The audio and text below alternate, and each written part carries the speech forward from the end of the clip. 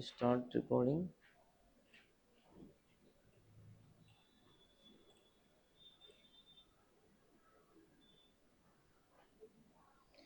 Done. चलो, all eyes on screen, सब काम हो गया। आज टेस्ट वेस्ट ले लिया, टेस्ट डिस्ट्रीब्यूट कर दिया। नाउ हम लोग पढ़ाई करेंगे, ठीक है। सो AS26 क्या है? नहीं है, AS29, ठीक है। So AS29 provisions condition liability condition assets. So हमने 26 कर लिया, 27 अंकित सर कराएंगे, कुछ नहीं है, वो कंसल्टेशन का पार्ट है। 28 कर लिया, 29 मतलब पीछे के तो अपने अच्छे खासे हो गए। 24 25 वो सब छोटे छोटे हैं, बिल्कुल भी वो नहीं है। तो मतलब 20 के बाद की सीरीज में आप कोई टेंशन बचा नहीं अपना। मेजरली अपना मेजर टेंशन अब है बीच की सीरीज में, 11 से लेके 20 में, ठीक है। चलो, दो जो एएस कुल मिला के 5 एएस मेरे को लगता है कि जो टफ माने जाने चाहिए, 5 में से मैंने 2 करवा दिए, AS10 और 28, ठीक है, जो मेरे को टफ बिल्कुल लगते नहीं। अब 3 ही बचे, ठीक है। मैं उनके नाम इसलिए नहीं बताऊंगा, नहीं तो आप पहले से उनके बारे में डरना चालू कर दो। बट वो ऐसे ही है, बस थोड़ा सा और थोड़े हल्के टफ है बोल सकते हैं, ठीक है। चलो, मेरे को जब मैंने इंटर किया ना, तो मैं सच बता रहा हूँ, मेरे को बहुत टफ लगता था इम्पेयरमेंट, और मैंने छोड़ दिया था इम्पेयरमेंट। अब आप सोचो कि जो व्यक्ति जिसको हर सब्जेक्ट में एग्जामेशन मिला सीए इंटर में, उसने इम्पेयरमेंट छोड़ दिया, तो सोचो पढ़ाने वाले ने कितना खराब पढ़ाया होगा कि मेरे जैसे स्टूडेंट को इम्पेयरमेंट समझ में नहीं आया। मैंने सीजीयू का टॉपिक, मम्मी कसम, मैंने सीजीयू का टॉपिक फाइनल में आके समझा। और जब मैं भी पढ़ा रहा हूँ ना, तो मेरे में वो उमंग है कि जो चीजें मेरे को लगी कि मैंने फेस करी, वो मैं बच्चों को फेस करने ना दूं। तो अगर किसी की ताकत है अच्छे मार्क्स लाने की, तो उसको हमारे तरफ से एक वेरी गुड सीमेंटेड रोड मिले, ताकि कोई कंसेप्चुअली वो कहीं अटके ना। और बड़े मार्क्स, बड़ा अचीवमेंट सिर्फ सेल्फ प्रैक्टिस से होता है, ठीक है। तो अभी हम लोग एंटर करेंगे provision contingent liability contingent asset. अभी क्या होता है ना, हम लोग बैलेंस शीट में हैं, ठीक है। अभी तक हम बैलेंस शीट के बाहर निकले नहीं। हमने पीपीई देखा, डेप्रिसिएशन देखा, उसका इम्पेयरमेंट देखा, हमने इन्वेंट्री देखा, हमने इंटेंजिबल एसेट देखा। हम एसेट साइड में, आपको इतना समझ में आ रहा होगा। अब हम आज पहली बार लाइबिलिटी साइड में पैर रखने वाले हैं, ठीक है। अभी क्या होता है कि हमारा अकाउंटिंग का उद्देश्य क्या है। अकाउंटिंग में सब 3-4 मेन प्रिंसिपल्स बोले हैं, जो आपने शायद फाउंडेशन में भी पढ़े थे, पहले चैप्टर में, थ्योरी में, ठीक है। सबसे मेन प्रिंसिपल क्या है जो हम अभी तक के एएस में बार बार डिस्कस करते आ रहे हैं। सबसे मेन जो सरकार ने बोला है हर इसको शेयर होल्डर्स को बचाने के लिए, प्रूडेंट नेगेटिव, क्या बोला है कि भैया हमारे शेयर होल्डर को बचाओ, है ना। तुम उत्सुकता में आके, उतावलेपन में आके ऐसी कुछ भी अकाउंटिंग मत करो कि वो आज एक फेक नैरेटिव सेट कर दे और उसके बेसिस पे लोग पैसा डाल दें, और कल वो तुम्हारा नैरेटिव फेल हो जाए और सबका पैसा डूब जाए। तुम्हारा तो कुछ नहीं जाएगा, उसने लोन लेके पैसा लगाया था, वो तुमसे भी गया, लोन से भी गया, और ultimately he will be having a very very bad life. तो इसको प्रोटेक्ट करने के लिए देखो, एक चीज तो माननी पड़ेगी कि 2014 से जो भी किसी की भी थॉट प्रोसेस है, अप्स एंड डाउन है, I totally respect all of them. कोई भी गवर्नमेंट परफेक्ट नहीं है, कोई भी गवर्नमेंट अच्छी नहीं है किसी भी कंट्री में, ठीक है। लेकिन इस गवर्नमेंट की एक खास बात जरूर है कि ये गवर्नमेंट ने जो भी मॉनेटरी पॉलिसीज लाई है, वो बहुत ही प्रूडेंट नेगेटिव पर्सपेक्टिव से लाई है कि जितना हो सके हम 2 पैसा कम कमाएं, लेकिन 2 लोगों का पैसा ना जाए। तो हर बार स्टॉक मार्केट में भी सेबी जो भी स्कीम्स ला रही है, वो इसी पर्सपेक्टिव से ला रही है कि इन्वेस्टर का पैसा बचे, ठीक है। They are not giving a free hand. क्या होता है, फ्री हैंड दे दिया ना, तो या तो तू माउंट एवरेस्ट तक चढ़ जाएगी, ठीक है, या तेरे को पाताल लोक से ढूंढना पड़ेगा, करेक्ट है। इसका कंसेप्ट पूरा वही है। ये पूरा एएस जो है, this is based on one beautiful concept, that is prudent negative, ठीक है। सरकार क्या बोलती है कि यार देख, अगर तेरे को ऐसा लग रहा है ना कि तेरे को आगे कुछ पैसा देना पड़ेगा, तो तू आज ही उसकी लाइबिलिटी बना दे। यार क्यों? इसके लिए क्योंकि मैं चाहता हूं कि तू बिफोर हैंड शेयर होल्डर्स को ये कन्वे कर कि मेरे को इतना अमाउंट फ्यूचर में देना पड़ सकता है, ताकि वो तेरे फाइनेंशियल्स में सोच समझ के इन्वेस्ट करे। सही बात है, इसी को प्रूडेंट नेगेटिव बोलेंगे, ठीक है। भूमि, एक काम करो ना, आप प्रेम आप पीछे बैठो ना, भूमि के पीछे, वहां पे, हाँ वहां बैठ जाओ।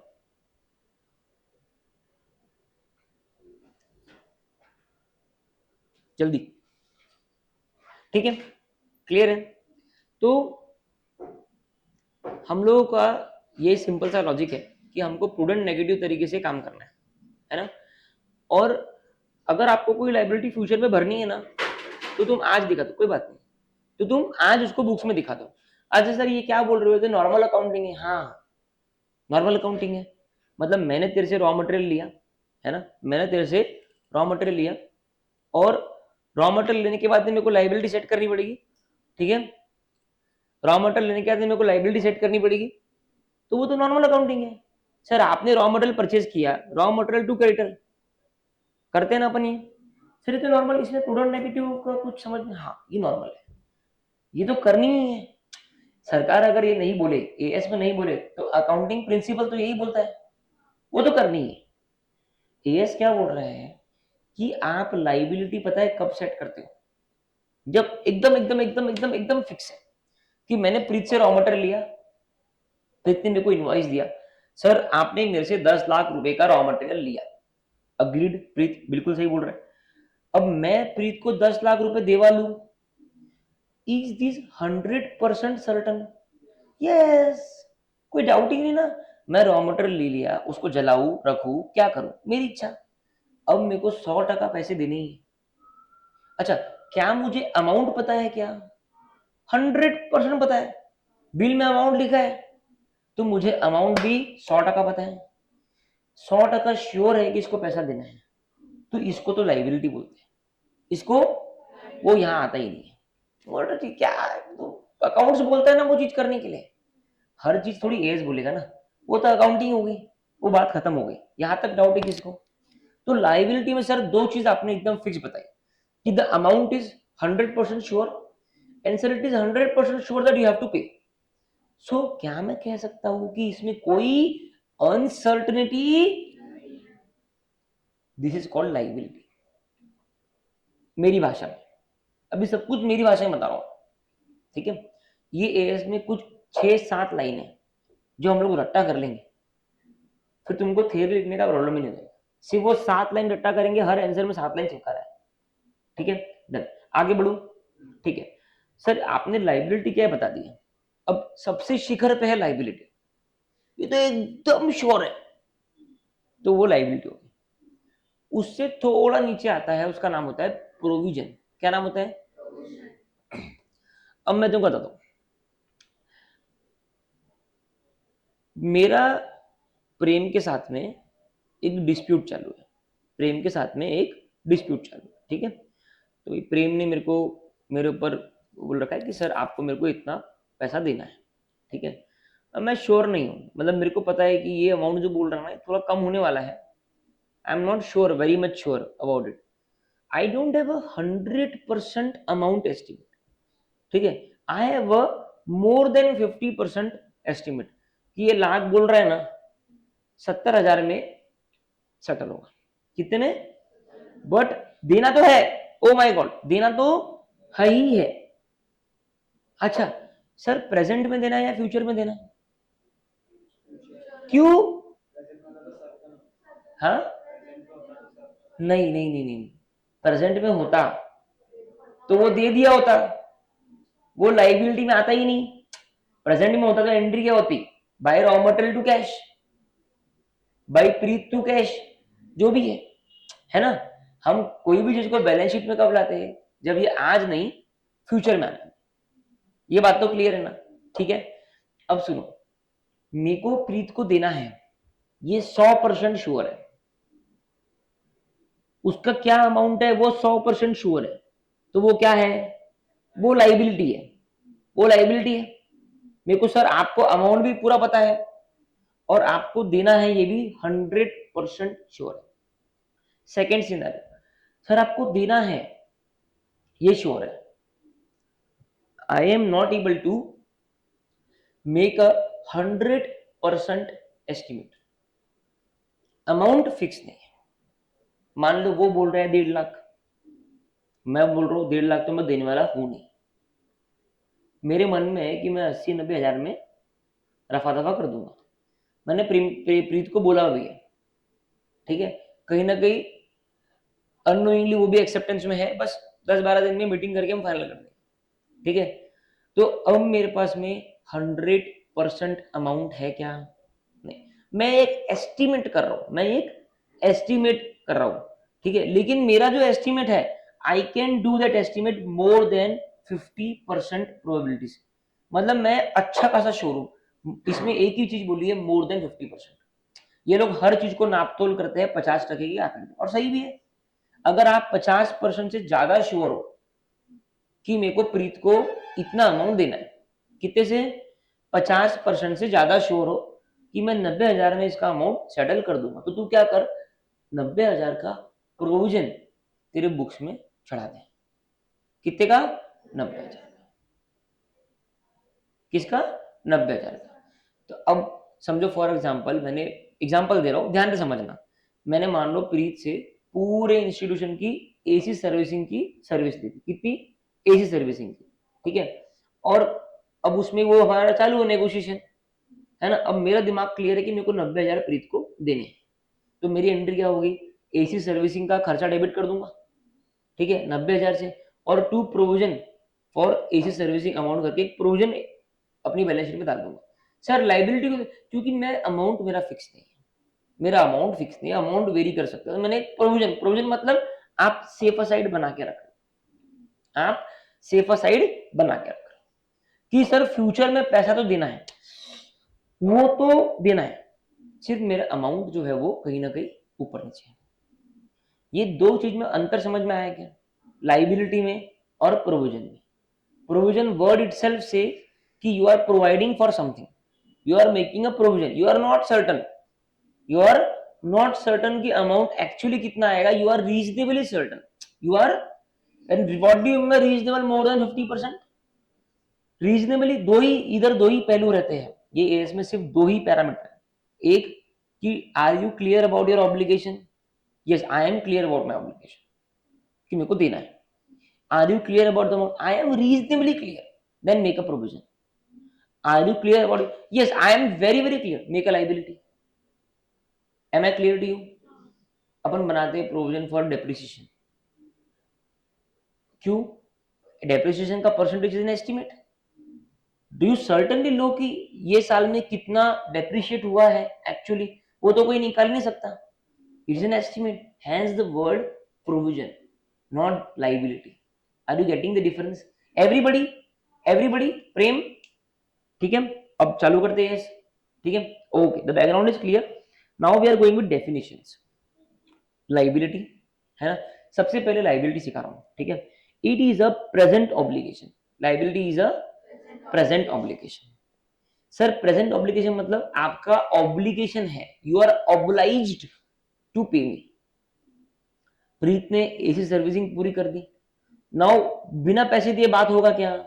सो obligation is created, obligation is, आप लोगों ने कोचिंग लगाए, आपको अमाउंट हमको देना पड़ रहा है, करेक्ट है। सो कोचिंग में लगा दिया, आ गया, बैठ गया, पढ़ रहा है, मतलब the obligation is created. So you people have a present obligation, understand it by yourself, है ना। आप लोगों का एक प्रेजेंट ऑब्लिगेशन खड़ा है, करेक्ट है। Arising of past events, past में इवेंट हुए थे, उसके कारण वो ऑब्लिगेशन राइज हुआ। पास्ट में इवेंट क्या था, वो एसी सर्विसिंग करके गया, event was servicing of AC, and after that event he gave me N invoice, now a present obligation has created, why? Because of past event, because of past event. Past event क्या था? AC servicing. In your case आप लोग past event क्या था, आप लोगों ने tuition join किया, बैठना चालू कर दिए, अब इवेंट हो गया, now an obligation is created. समझ रहा क्या? दो स्टेप समझाया, एक है past event, there should be a past event, एक इवेंट जो हो चुका है। आप डॉक्टर के पास में भर्ती हो गए, आपका इलाज चालू हो गया, जॉन्डिस हो गया, कुछ हो गया, किसी का भी हो गया, एबीसीडी किसी का भी हो गया, तो इवेंट हो गया, इवेंट हो गया। अब ऑब्लिगेशन क्या है? डॉक्टर की फीस। समझ रहे हो? इवेंट पहले होगा, ऑब्लिगेशन बाद में क्रिएट होगा। इवेंट पास्ट होगा, ऑब्लिगेशन प्रेजेंट होगा, फ्यूचर क्या होगा, एक्चुअल पेमेंट। एक्चुअल पेमेंट इस एएस को ना कभी भी ऐसे समझोगे ना, आपको कभी जिंदगी में प्रॉब्लम नहीं आएगी। For me it is the easiest as of all the 29 as. I am, ये लाइन में और किसी के लिए नहीं बोलूंगा, इजिएस्ट, ठीक है। एंड इंटर में पूछते हैं बहुत, फाइनल में कभी देखते भी नहीं है, ठीक है। इंटर में इंपॉर्टेंट है ये, कभी भी ऐसा बनाने का, एक लिखने का पास्ट, एक लिखने का प्रेजेंट, एक लिखने का फ्यूचर। यहां पे होगा इवेंट, यहां पे क्रिएट होगा ऑब्लिगेशन, और यहां होगा उसका पेमेंट। अब समझ में आई बात सबको? किसी भी एक व्यक्ति को बात समझ में आई, वापस समझाऊंगा। सबको समझ में आई ये चीज कि पास्ट, प्रेजेंट और फ्यूचर, पूरा खेल इस पर डिपेंडेंट है। पहले पास्ट में इवेंट हुआ, वो इवेंट के कारण एक ऑब्लिगेशन क्रिएट हुआ, और फ्यूचर में मैं उस ऑब्लिगेशन का पेमेंट करने वाला। क्लियर है? Settlement of which is expected, settlement of which is expected to result in outflow of resources। मतलब ये जो ऑब्लिगेशन क्रिएट हुआ है इसका सेटलमेंट एक्सपेक्टेड है, मतलब इसको, ये ऑब्लिगेशन को हम सेटल कैसे करेंगे, through outflow of resources. Sir इसको तो कैश भी बोल सकते थे, हाँ बोल सकते थे, it is as good as cash. भाई प्रीत को कैश देके मैं सेटल कर दूंगा, ये वही बोल रहा है हिंदी में, लेकिन टेक्निकल लैंग्वेज में दे से outflow of resources, because resources is not only cash. अब प्रीत बोलता है 90,000, सर ठीक है चलो आप 90 दे दो, अब मेरे पास देने को 90 भी नहीं है। प्रीत तो खराब आदमी है, प्रीत की दया माया है नहीं। प्रीत बोले सर आपकी बाइक की चाबी पड़ी है, मैंने हाँ है, ले लू। मैं समझ गया वो क्या बोल रहे हैं, मैं मुंडी नीचे कर ले ले भाई। तब 90,000 के बदले वो मेरी बाइक लेके चला गया, तो have I given in cash, but I have given in my bike, know that is a non monetary thing. ले गया बाइक उसकी, पेपर ट्रांसफर कर दूंगा, क्या करूँ? So outflow of resources can be of any kind, है ना, कैसे भी हो सकता है। सो सेटलमेंट ऑफ विच, मतलब settlement of this present obligation which has arisen out of past events will be is expected to result in outflow of settlement of which is expected to result in outflow, जिसका settlement expected है कि नतीजे के तौर पर resources का outflow होने वाला है। ये समझ में आएगा आप लोगों को? ठीक है, ये है लाइबिलिटी का डेफिनेशन। सबसे शिखर पे कौन है? लाइबिलिटी। ये पिरामिड है, यहाँ पे लाइबिलिटी है, फिर आ गया प्रोविजन। ठीक है, आपने AS29 लिखा, उसका हेड नाम लिखा, ठीक है, उसके बाद में एक पिरामिड बना दो फटाफट ऐसा।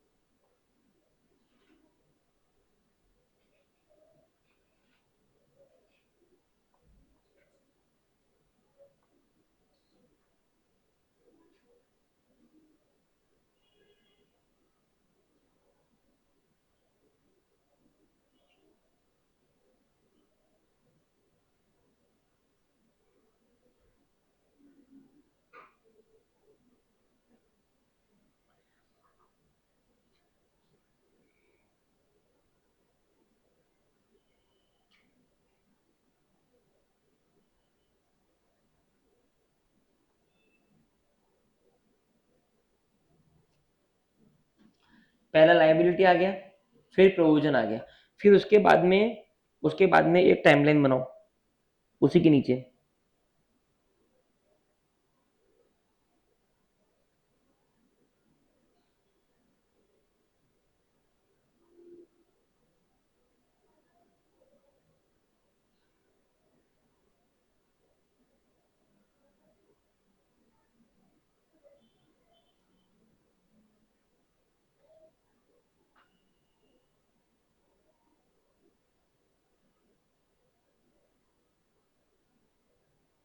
एक है ना स्टूडेंट है जो ना प्री बैच का नहीं है, पोस्ट बैच लगाने वाला होगा अगर क्लियर हुआ तो, ठीक है। जो कि मेरे को डाउटफुल है, बट होगा नहीं होगा उसका उनका वो है। तो मेरे को इतनी फनी बात मालूम पड़ी परसों कि उनके मम्मी मेरे को मिले थे, तो दे वर सेइंग कि सर अभी आपसे तो मुलाकात होती रहेंगी, ये वो कोई भी ऐसा बोलता था मैं हाँ हाँ बोलता हूँ, अपनी को कुछ सर्टन भी नहीं है और ना अपन पिच करते। तो फिर उन्होंने बोला कि सर वो अभी तो बस वही है, मैं तो उसको यही बोल रहा हूँ कि तेरे को यही आना है शुभम सर के पास में, एम स्क्वायर में टीम अच्छी है, वो लोग मेहनत कराते हैं, और वैसे वो इंक्लाइंड है सर, लेकिन उसका क्या है थोड़ा कन्फ्यूजन चालू है 4D। मतलब उसको जो भी कंफर्टेबल लगा, जो उसको ठीक लगेगा वो उसको करना चाहिए, क्योंकि क्या है अननेसेसरी किसी के प्रेशर में ज्वाइन करके मतलब नहीं। तो क्या बोलते हैं कि हाँ सर, नहीं वो मैं तो समझा रही हूँ उसको कि अपने लिए ये बेस्ट है करके। उसका सर ऐसा है कि वो बोलता है कि अगर यहाँ आएगा तो बोले शुभम भैया बहुत मेहनत कराते हैं और सारे टेस्ट वेस्ट देने पड़ेंगे, और उतना फोल्डिंग में वो मैंने फाउंडेशन में भी कोई टेस्ट दिया नहीं, तो मेरे को थोड़ा वैसा बेटर है, इतनी मेहनत मेरे से एकदम स्टार्टिंग में नहीं होंगी। तो फिर मैंने बोला अगर ऐसा है तो मैं आपको श्योरली बोल रहा हूँ यहाँ तो लगाना ही मत, क्योंकि बोला मेरे जो प्री बैच के बच्चे हैं ना, उनके अभी तक जितने भी मैंने एएस या ऑडिट करवाया है, वो दुनिया भर का होमवर्क करते हैं, दुनिया भर की टेस्ट दे चुके हैं, और वो तो हमारा इनहेरेंट पार्ट है। और मैं बोला मैं तो इतनी प्रैक्टिस मेरे बच्चों को देने वाला हूँ जो पूरे आकलन ने कभी देखा ही नहीं है कि प्रैक्टिस होती क्या है। तो मतलब वो अगर वो क्राइटेरिया है तो definitely this is not the place. मेरे को इतना अजीब लगा सुन के कि अगर कोई स्टूडेंट की मानसिकता ऐसी है, कहीं भी लगा है, बट मानसिकता ऐसी है, तो what good he can do for himself. ठीक है। ठीक है। तो पास्ट प्रेजेंट और फ्यूचर टाइमलाइन बनाया, तो यहां सिर्फ नीचे एक फटाफट लिख देंगे अपन कि ऑब्लिगेशन है ना, sorry sorry sorry sorry, event event event, I am sorry, event, और यहाँ पे ऑब्लिगेशन आ जाता है इवेंट के बाद में, और यहाँ पे क्या होगा, पेमेंट बोलने वाले, आउटफ्लो ऑफ रिसोर्सेस। इस सेंटेंस को मस्त बना सकते, there is a present obligation, sentence कैसे फिर मतलब पता है, ये होता है नंबर 1, बीच वाला नंबर 1, लेफ्ट वाला नंबर 2, और राइट वाला number 3। There is a present obligation arising out of past event and the settlement of which is expected to result in outflow of resources। बन गया सेंटेंस। ये सेंटेंस हर जगह लिखना है, जब जब एएस 29 का क्वेश्चन आया ये चिपका देना एज पर एएस 29, और लिखने का बुलेट में, पहली बुलेट ये, सेकंड बुलेट ये, थर्ड बुलेट ये, बात खत्म। ठीक है। मैं स्टार्टिंग में इतना टाइम इसलिए दे रहा हूँ क्योंकि आगे मेरे को फिर टाइम देना नहीं पड़ेगा, ठीक है। क्वेश्चंस के टाइम पे ये बोलना मत सर हमको थ्योरी नहीं आ रही, मैंने बता दिया थ्योरी में क्या लिखना है, ठीक है। इसको ऐसे याद रखने का 1 2 3। चलो ये हो गया, क्या स्लाइड आगे बढ़ू के मैं, ठीक है। अब देखो एग्जाम्पल, ये वो ये गुड्स वाला जो क्रेडिटर का दिया था, लिख लेना। ऑब्लिगेटिंग इवेंट हमको पता है, it is an event that results in an enterprise having no realistic alternative to settling the obligation, मतलब उनके पास में और कोई अल्टरनेटिव नहीं है ऑब्लिगेशन सेटल करने के अलावा। मतलब पैसा देने के अलावा मैं उसके सामने हाथ जोड़ दूं, गिर जाओ प्लीज मत ले मत, ऐसा ना कर सकता क्या, देना तो पड़ेगा। देखो क्या लिखा, ऑब्लिगेशन मतलब इसको पे या सेटल करने के अलावा कोई रास्ता और नहीं है, इसी के लिए उसको ऑब्लिगेशन बोलते हैं, ठीक है। प्रेजेंट ऑब्लिगेशन मतलब मोर लाइकली देन नॉट, मैंने बोला था 50% से ज्यादा चांसेस है कि आपको पे करना पड़ेगा, तभी उसको ऑब्लिगेशन बोलते हैं, तभी प्रेजेंट में वो ऑब्लिगेशन हुआ। अब मान लो एसी सर्विसिंग इसे करके गया, देखो जिया, हर एक एग्जांपल को ध्यान से सुनना, पहले ही बोल रहा हूं, अगर वो एसी सर्विसिंग करके गया, मैं उसको बोलता हूँ प्रीत मैं देखूंगा 10-15 दिन, क्योंकि मैंने तेरे अलावा और 3 लोगों से कराया हूँ और मेरे को रिजल्ट नहीं मिले, मेरे को लगता है सर्विसिंग के अलावा इसमें कोई दूसरा मेजर इशू है, बट तू मान नहीं रहा, तूने बोला सर सर्विसिंग से हो जाएगा। मैं बोला भाई 15 दिन में चला के देखूंगा, if I am feeling okay with it then I am going to pay you. समझ में आया केस। प्रीत चला गया, प्रीत के जाते से मेरे को पता है कि इट इज लेस देन 50% या इट इज 50% एग्जैक्ट या उससे कम कि एसीसी सर्विसिंग से काम होगा, मेरे को लगता है सर्विसिंग से काम नहीं होगा। तो क्या मेरा ऑब्लिगेशन क्रिएट हुआ? नहीं।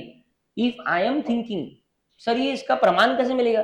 कोई प्रमाण नहीं, क्वेश्चन में लिखा होगा कि वो मैनेजमेंट क्या सोच रहा है और वो सोच के ऊपर ही बनता है, कोई सर्टिफिकेट नहीं होता इसका, 50% का कोई सर्टिफिकेट नहीं होता, लिखा होता है भाई उनकी क्या थिंकिंग है। मेरी थिंकिंग, मैं मैनेजमेंट हूं, मेरी थिंकिंग है it is more probable that the AC will not work even after servicing, और अगर वो काम नहीं करेगा तो मुझे प्रीत को देना है क्या? नहीं। तो क्या मेरा ऑब्लिगेशन क्रिएट हुआ क्या? नहीं, because it is less probable, it is less probable, तो वो प्रोविजन में नहीं जाएगा। ठीक है, सो मोर लाइकली देन नॉट, क्या वर्ड है? मोर लाइकली देन नॉट, मतलब मोर देन 50% चांसेस ऑफ पेइंग, मतलब आपके 50% से ज्यादा चांसेस है कि आपको पे। मेरे को लग रहा है कि हाँ ये बंदा अच्छा काम करके गया है ना, और जिस तरीके से आधे घंटे से कूलिंग हो रही है मेरे हिसाब से ये काम अपना जम गया। Now I am more probable that I have to give money to the Preet because of his services. So now a present obligation has been created. So obligation कब create होगा? पहले तो past event है, plus there is more likely than not chances that you have to pay to the person and obligation is created. Am I clear to you? Present obligation more likely than not. Possible obligation क्या होता है? दो terminology हम लोग यहाँ पे use करते हैं। अगर आपने प्रेजेंट ऑब्लिगेशन समझ लिया तो पॉसिबल ऑब्लिगेशन क्या होगा? तो अगर आपका ऑब्लिगेशन का प्रोबेबिलिटी चार्ट बनाओ, ये 50% की लाइन है, ठीक है, ये है 50%, ठीक है, अगर तू यहां फॉल हो रहा है मोर देन 50% में, तो ये तेरा प्रेजेंट ऑब्लिगेशन हो गया, मतलब ये ऑब्लिगेशन फिक्स हो गया, पैसा देना है। अब तू देख, तेरे को 100% एस्टिमेट आ रहा तो लाइबिलिटी क्रिएट कर, अगर 100% एस्टिमेट नहीं आ रहा तो प्रोविजन बना, बराबर है। यही डिफरेंस था लाइबिलिटी प्रोविजन में, कि अगर आप 100% सर्टन हो अमाउंट को लेके तो वो लाइबिलिटी हो गई, अगर आप 100% सर्टन नहीं हो तो वो प्रोविजन हो गया। 100% सर्टन नहीं हो लेकिन एक रिलायबल एस्टिमेट है कि हाँ इतना आसपास, क्लियर? एकदम एकदम क्लियर है ना? सो प्रेजेंट ऑब्लिगेशन कब रहेगा? जब मोर देन 50% चांसेस है कि आपको पे करना है। कितना करना है वो स्टेप 3 बाद में देखेंगे अपन, पे करना है अभी उसके बाद चालू। हाँ हाँ हो गया। अगर 50% मतलब यहां है या यहां है लेस देन 50% में, तो वो प्रेजेंट ऑब्लिगेशन नहीं हुआ, वो पॉसिबल ऑब्लिगेशन है। सर पॉसिबल ऑब्लिगेशन मतलब अभी ये तो अंदाजा है ना, अब क्या होता है मेरा अंदाजा गलत निकल जाए, इसी अच्छे से काम करना लग जाए तो फिर वो प्रेजेंट में कन्वर्ट हो जाएगा। लेकिन आज प्रेजेंट में है क्या वो? आज मेरे को पता है कि इट इज पॉसिबल, मेरे को नहीं लगता कुछ फर्क पड़ने वाला servicing, possible obligation not a present. अगर इंग्लिश को तोड़े, पॉसिबल मतलब हो सकता है, नहीं भी हो सकता है, प्रेजेंट मतलब हो चुका है, पेमेंट देना बाकी है। क्लियर है? एकदम क्लियर है बात? ठीक है, ओके। तो अभी सबसे पहले तुम डेफिनेशन लिखो, हेडिंग डालो डेफिनेशन, ये कॉपी करो, लाइबिलिटी का डेफिनेशन।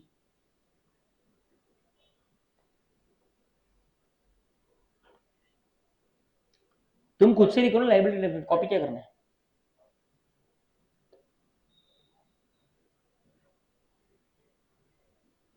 खुद से लिखो लाइबिलिटी, 3 करो, टाइमलाइन याद करो, पास्ट प्रेजेंट फ्यूचर, खुद से लिखो।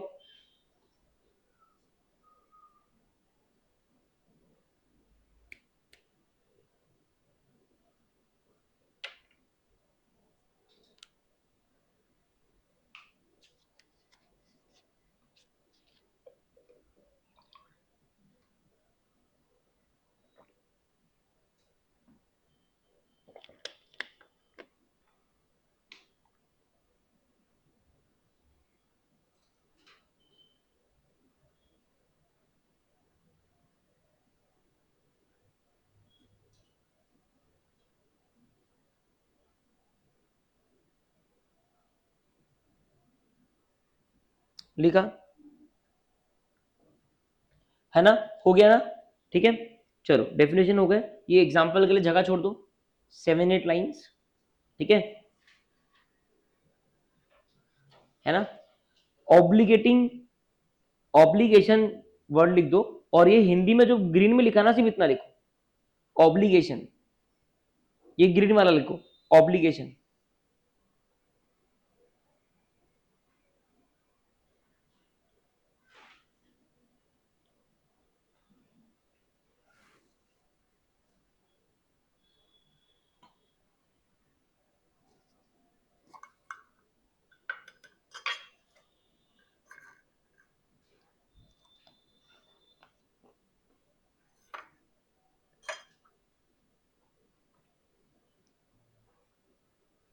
ठीक है, क्लियर है?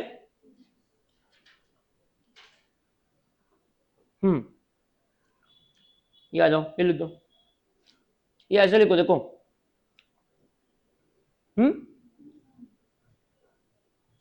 ऑब्लिगेशन लिखा ना, उसके ये हरे वाला जो लिखा ना, यही से दो निकालो ऐसा। प्रेजेंट मतलब मोर देन 50%।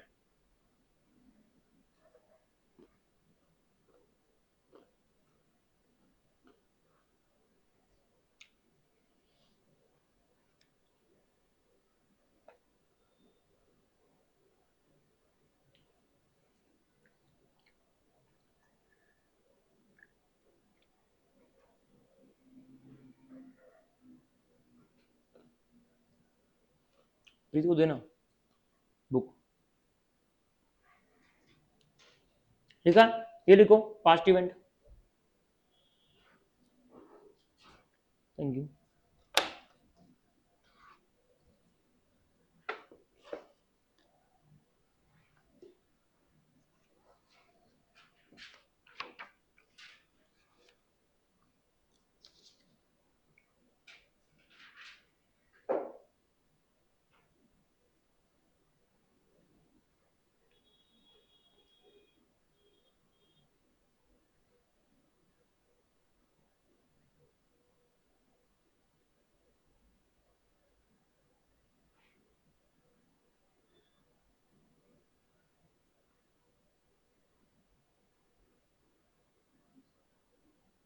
लिखा क्या? ये स्लाइड लिखो ना, ये भी लिखो ना। हाँ हाँ,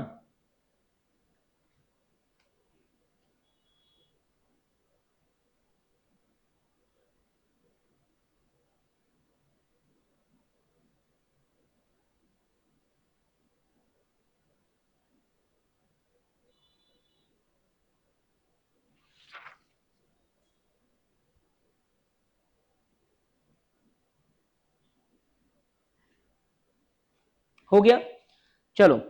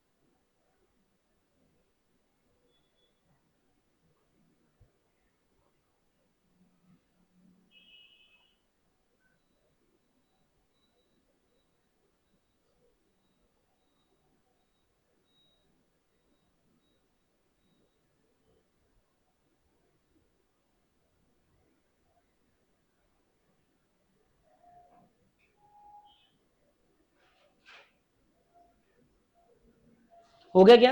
अरे बोलो ना तो। ठीक है, अब आ जाओ प्रोविजन में। ठीक है, मैंने शांति से लिखवा दिया आपको, ताकि आप लोग लिखते रहते एक बार फिर आपका रिवाइज हो जाए। अब कंफर्टेबल एकदम, ठीक है? ओके। अब देखो, जो हमारा सेंटेंस क्या बन रहा है, it is a present obligation arising from past event and settlement of which is expected to result in outflow of economic resources. ठीक है, आउटफ्लो ऑफ इकोनॉमिक रिसोर्सेज। ठीक है, अब डेफिनेशन ऑफ प्रोविजन देखो। ठीक है, ये हमने पढ़ा लाइबिलिटी के बारे में, जो अभी तक पढ़ा था। अब प्रोविजन देखो, ये लाइबिलिटी ही है, लेकिन अनसर्टन टाइमिंग है या अनसर्टन अमाउंट है। मेरे को ये नहीं पता कि मैं कब दूंगा, मेरे को ये नहीं पता कि उसका एक्चुअल अमाउंट कितना होगा। यही मैंने बोला कि आप अमाउंट सर्टन आपको नहीं पता, एग्जैक्ट अमाउंट नहीं पता, ठीक है ना। अब एम स्क्वायर की बात करें, एम स्क्वायर में जो पैसा आपको पे करना है that is a liability, you know the exact amount, ठीक है। मान लो अगर पैसा पे करना आपको लाइबिलिटी नहीं पता, एक अंदाज है, तो वो प्रोविजन है। फिर पे करना है वो फिक्स है, प्रेजेंट ऑब्लिगेशन दोनों में सेम है, arising out of past event दोनों में सेम है, ठीक है। सिर्फ ये है कि आपको टाइमिंग और अमाउंट ये दोनों अनसर्टन है और लाइबिलिटी में सर्टन होते हैं। Am I clear? दोनों का डिफरेंशिएशन समझा, लाइबिलिटी का और प्रोविजन का। नहीं तो ये दोनों भाई बहन है, ठीक है। एक सब कुछ सर्टन है, एक में अमाउंट और टाइमिंग अनसर्टन है। रिकॉग्निशन ऑफ प्रोविजन, अब प्रोविजन कब रिकॉग्नाइज करना है? सेम सेम टू सेम, है ना, सेम टू सेम। तो मैंने जैसे बोला भाई बहन है, ये दोनों भाई बहन हो गए, दोनों में सेम, इनके खून में सेम, बॉडी में सेम खून दौड़ रहा है, लेकिन एक बी पॉजिटिव है, एक ए पॉजिटिव। देखो, it is probable that outflow of resources will be required, same. Third, fourth, a reliable estimate of the amount can be, मतलब लाइबिलिटी का डेफिनेशन पूरा की पूरा लिखने का और प्लस लिखने का, a reliable estimate of the amount can be made. Reliable estimate मतलब आपके पास में सर्टन अमाउंट नहीं है, that is the only differentiator between liability and provision. Liability का डेफिनेशन हूबहू लास्ट में ऐड कर देंगे, a reliable estimate of the amount can be made, exact estimate can not be made. ये लाइन लिखना मत, क्योंकि आपने पहली लिख दी तो दूसरा अज्यूम्ड है। Am I clear? Very very clear. तो आपने जब डेफिनेशन लिखा ना लाइबिलिटी का, उसी के बाजू में प्रोविजन का डेफिनेशन जो है सेम टू सेम ऐसा लाइन खींच के लिख दो, लिख देना, और नीचे ये लाइन ऐड कर देना, ठीक है। तो क्या है, तुम एक ही पेज पे कंपैरिजन रहेगा ना, कभी लाइफ में कंफ्यूज नहीं होंगे। क्लियर है? सबको क्लियर है एकदम? पक्का भूमि? ठीक है। अब आ जाओ नीचे, मेजरमेंट ऑफ प्रोविजन। अब सर हम प्रोविजन को मेजर कैसे करें? Entity shall apply its best estimate, क्या करना है? To measure the amount of provision, obviously. अरे भाई वो बोल रहा है अंदाजे मत बोल, ठीक है, मजाक मस्ती नहीं है। बेस्ट एस्टिमेट लगा, समझ जरा बात को, है ना। सर कैसे हो नहीं बताया, ठीक है, बस बेस्ट एस्टिमेट लगाना, क्योंकि मोर और लेस इसमें से थेरी क्वेश्चंस ज्यादा आते हैं, but all of a sudden पिछले 2-3 अटेम्प्ट से they are asking practical questions. Practical कैसे करेंगे? Same to same. ये प्रैक्टिकल क्वेश्चन इजी होते हैं इसके, थेरी में थोड़ा थेरी लिखना होता है, ठीक है। सबको क्लियर है? तो सर बेस्ट एस्टिमेट यूज करना अपना एस्टिमेट प्रोविजन का बनाने के लिए, बिकॉज प्रोविजन का अमाउंट क्या है? It is a reliable estimate. क्या है? वापस से वापस से वापस से वापस से, है ना, of the amount, of the of the of the of the to be paid, to be to be the amount of provision should not, कभी भी इसको प्रेजेंट वैल्यू में मत लेके आना, ठीक है। क्यों सर? क्योंकि आपका टाइमिंग भी अनसर्टन है बेटा, तब कैसे खींचोगे? तो इतना अंदाज पे काम करोगे तो वो फाइनेंशियल ज्यादा अंदाज हो जाएंगे। तो गवर्नमेंट ने बोला भाई तू अमाउंट जो है ना उतना लिख, तेरे को 2 साल बाद में पे करना है, 3 साल बाद में, तेरे पास सर्टन है क्या? नहीं सर वो सर्टन नहीं है ना, चुप रह, फिर तू उसको खींच मत पीवी पे, है ना। इसमें सिर्फ AS10 में हमको बोला है कि जो डीकमीशनिंग डिसमेंटलिंग वगैरह है उसको अपन खींचते हैं, वो भी प्रोविजन ही है। We don't know the amount certainly, right, that is a real obligation रहेगा, क्योंकि बोला हुआ है कि साइट को स्टोर करके जाने का, लेकिन जो क्वेश्चन में अमाउंट दिया है वो रिलायबल एस्टिमेट है, तो that is not a liability, that is a provision. उसको खींचते हैं क्योंकि AS10 ने बोला है, क्योंकि AS10 बोलता है कि वो कब लगेगा? जब लाइफ खत्म हो जाएगी, वो लाइफ तुमको हम बता रहे हैं तो खींच। उसमें भी तुमको इंटर में वो पीवी देगा नहीं, तो तुम नहीं खींचोगे। देखा हमने क्वेश्चंस कि हमने decompositioning cost as it is add की, क्योंकि उन्होंने फैक्टर नहीं दिया अपने को, डिस्काउंटिंग फैक्टर नहीं दिया, तो कैसे खींचेंगे? उसमें उजारी मत लेना 10% असम्पशन लेके। हाँ, मैंने बोला है आपको, अगर डीकमीशनिंग कॉस्ट दिया है तो वो एज इट इज ऐड करना, अगर डिस्काउंटिंग फैक्टर दिया है तभी हम लोग उसको खींचेंगे, ठीक है। चेंजेस इन प्रोविजंस, है ना। सर लाइबिलिटी हमने देख लिया, प्रोविजन हमने देख लिया, अब क्या होगा? कभी लाइफ में प्रोविजन में चेंज हो सकता है, वो भी इंसान है। Provision should be reviewed at each balance sheet date to reflect the best estimate. अरे भाई 1 अप्रैल को तूने एस्टिमेट लगाया, मेरे को प्रीत को 90,000 देने पड़ेंगे, ये तेरा बेस्ट रिलायबल एस्टिमेट था, प्रोविजन बना दिया। अगले साल के 31 मार्च साल खत्म हो गया, तो एक बार रिव्यू करेगा ना भाई, क्या है इसका सीन, देखो जरा। अब मेरे को समझ में आ रहा है कि यार ये मेरे मांग भी नहीं रहा, और इसके मेरे बहुत अच्छे रिश्ते हो गए ये 1 साल में, इसको मैं 50,000 में कर दूंगा। तो मैं 2 क्लाइंट इसको और दिलवाया हूँ, बड़े वाले, मेरे को कुछ बोल भी सकता नहीं। अब मेरा बेस्ट एस्टिमेट क्या हो गया, 50,000। अब मुझे 90,000 का प्रोविजन 50 पे लेके आना पड़ेगा। समझ रहा है क्या प्रेम? पक्का 90 का 50 क्यों है, समझ आना? क्योंकि मेरा एस्टिमेट चेंज हो गया। मैंने एस्टिमेट लगाया था कि मेरे को प्रीत को 90,000 देने हैं, अभी साल भर हो गया, अब मेरे को ऐसा लग रहा है कि 90 नहीं देने पड़ेंगे, वो तो मेरे से मांग भी नहीं रहा, साल भर में हमारा अच्छा रिलेशन हो गया, मैं 50 दूंगा तो वो चुपचाप ले लेगा, और उसके बदले में उसको 2 बड़े क्लाइंट दिलवाया हूं जिनकी सर्विसिंग वो कर रहा है। तो अब मेरा एस्टिमेट नीचे हो गया ना, तो मुझे बैलेंस शीट डेट पे प्रोविजन भी कम करना पड़ेगा। समझा ना? समझा क्या? समझा? सबको समझ में आया भूमि? ठीक है। If provision is no longer required then reverse the provision. और मान लो उससे ऊपर आता हूं, मेरे को ऐसा लग रहा है कि अब यार से मांगने ही नहीं वाला है, कोई तो बोलेगा सर जान दो ना, क्या पैसा, 90,000 के बदले आपने मेरे को 10 लाख का क्लाइंट दिलवाया, 90,000 के बदले आपने मेरे को पूरी जूडियो की बिल्डिंग का ऐसे काम करवाया, क्या 90,000 छोड़ो ना सर, इतना तो कमीशन बन जाता है। अब मेरा एस्टिमेट क्या बन रहा है कि मेरे को कभी देना ही नहीं पड़ेगा, तब मैं वो प्रोविजन को पूरा की पूरा रिवर्स करना पड़ेगा, पूरा की पूरा रिवर्स करना पड़ेगा। जो एंट्री में प्रोविजन बनाते वक्त पास करी थी उसको तुम रिवर्स कर दोगे। समझा क्या प्रेम? पक्का? नहीं समझा? समझा ना? सबको समझा? Very good. तो ये हो गया चेंजेस इन प्रोविजन, समझ में आया? ये हो गया मेजरमेंट ऑफ प्रोविजन। मेजरमेंट में क्या है, बेस्ट एस्टिमेट और पीवी नहीं करने का, देगा तो भी नहीं करने का। ठीक है, चलो अभी आ जाता हूँ यूज ऑफ प्रोविजन में। E number point, use of provision. अभी तक कंफर्टेबल है ना? स्पीड नहीं है ना? हाँ ठीक है। Only expenditure that relate to the original provision are adjusted against it.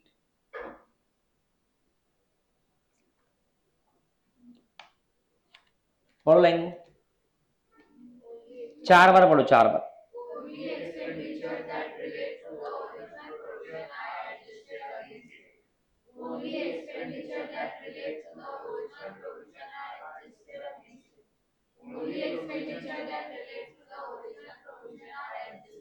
बस बस बस बस बस इनफ है।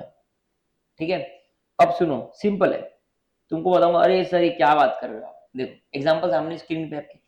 ठीक है सर, वारंटी का प्रोविजन बनाया था, वारंटी बनती है ना भाई, कंपनी ने ये आईफोन बेचा, इसकी वारंटी है 5 साल की, है ना? तो कंपनी एक अंदाज लगाती होगी कि मैंने अगर 100 आईफोन बेचा तो कितने लोग वारंटी क्लेम करने आएंगे, वारंटी क्लेम करने आएंगे तो मुझे खर्चा लगेगा सुधारने का, कस्टमर मुझे खर्चा देगा नहीं, है ना?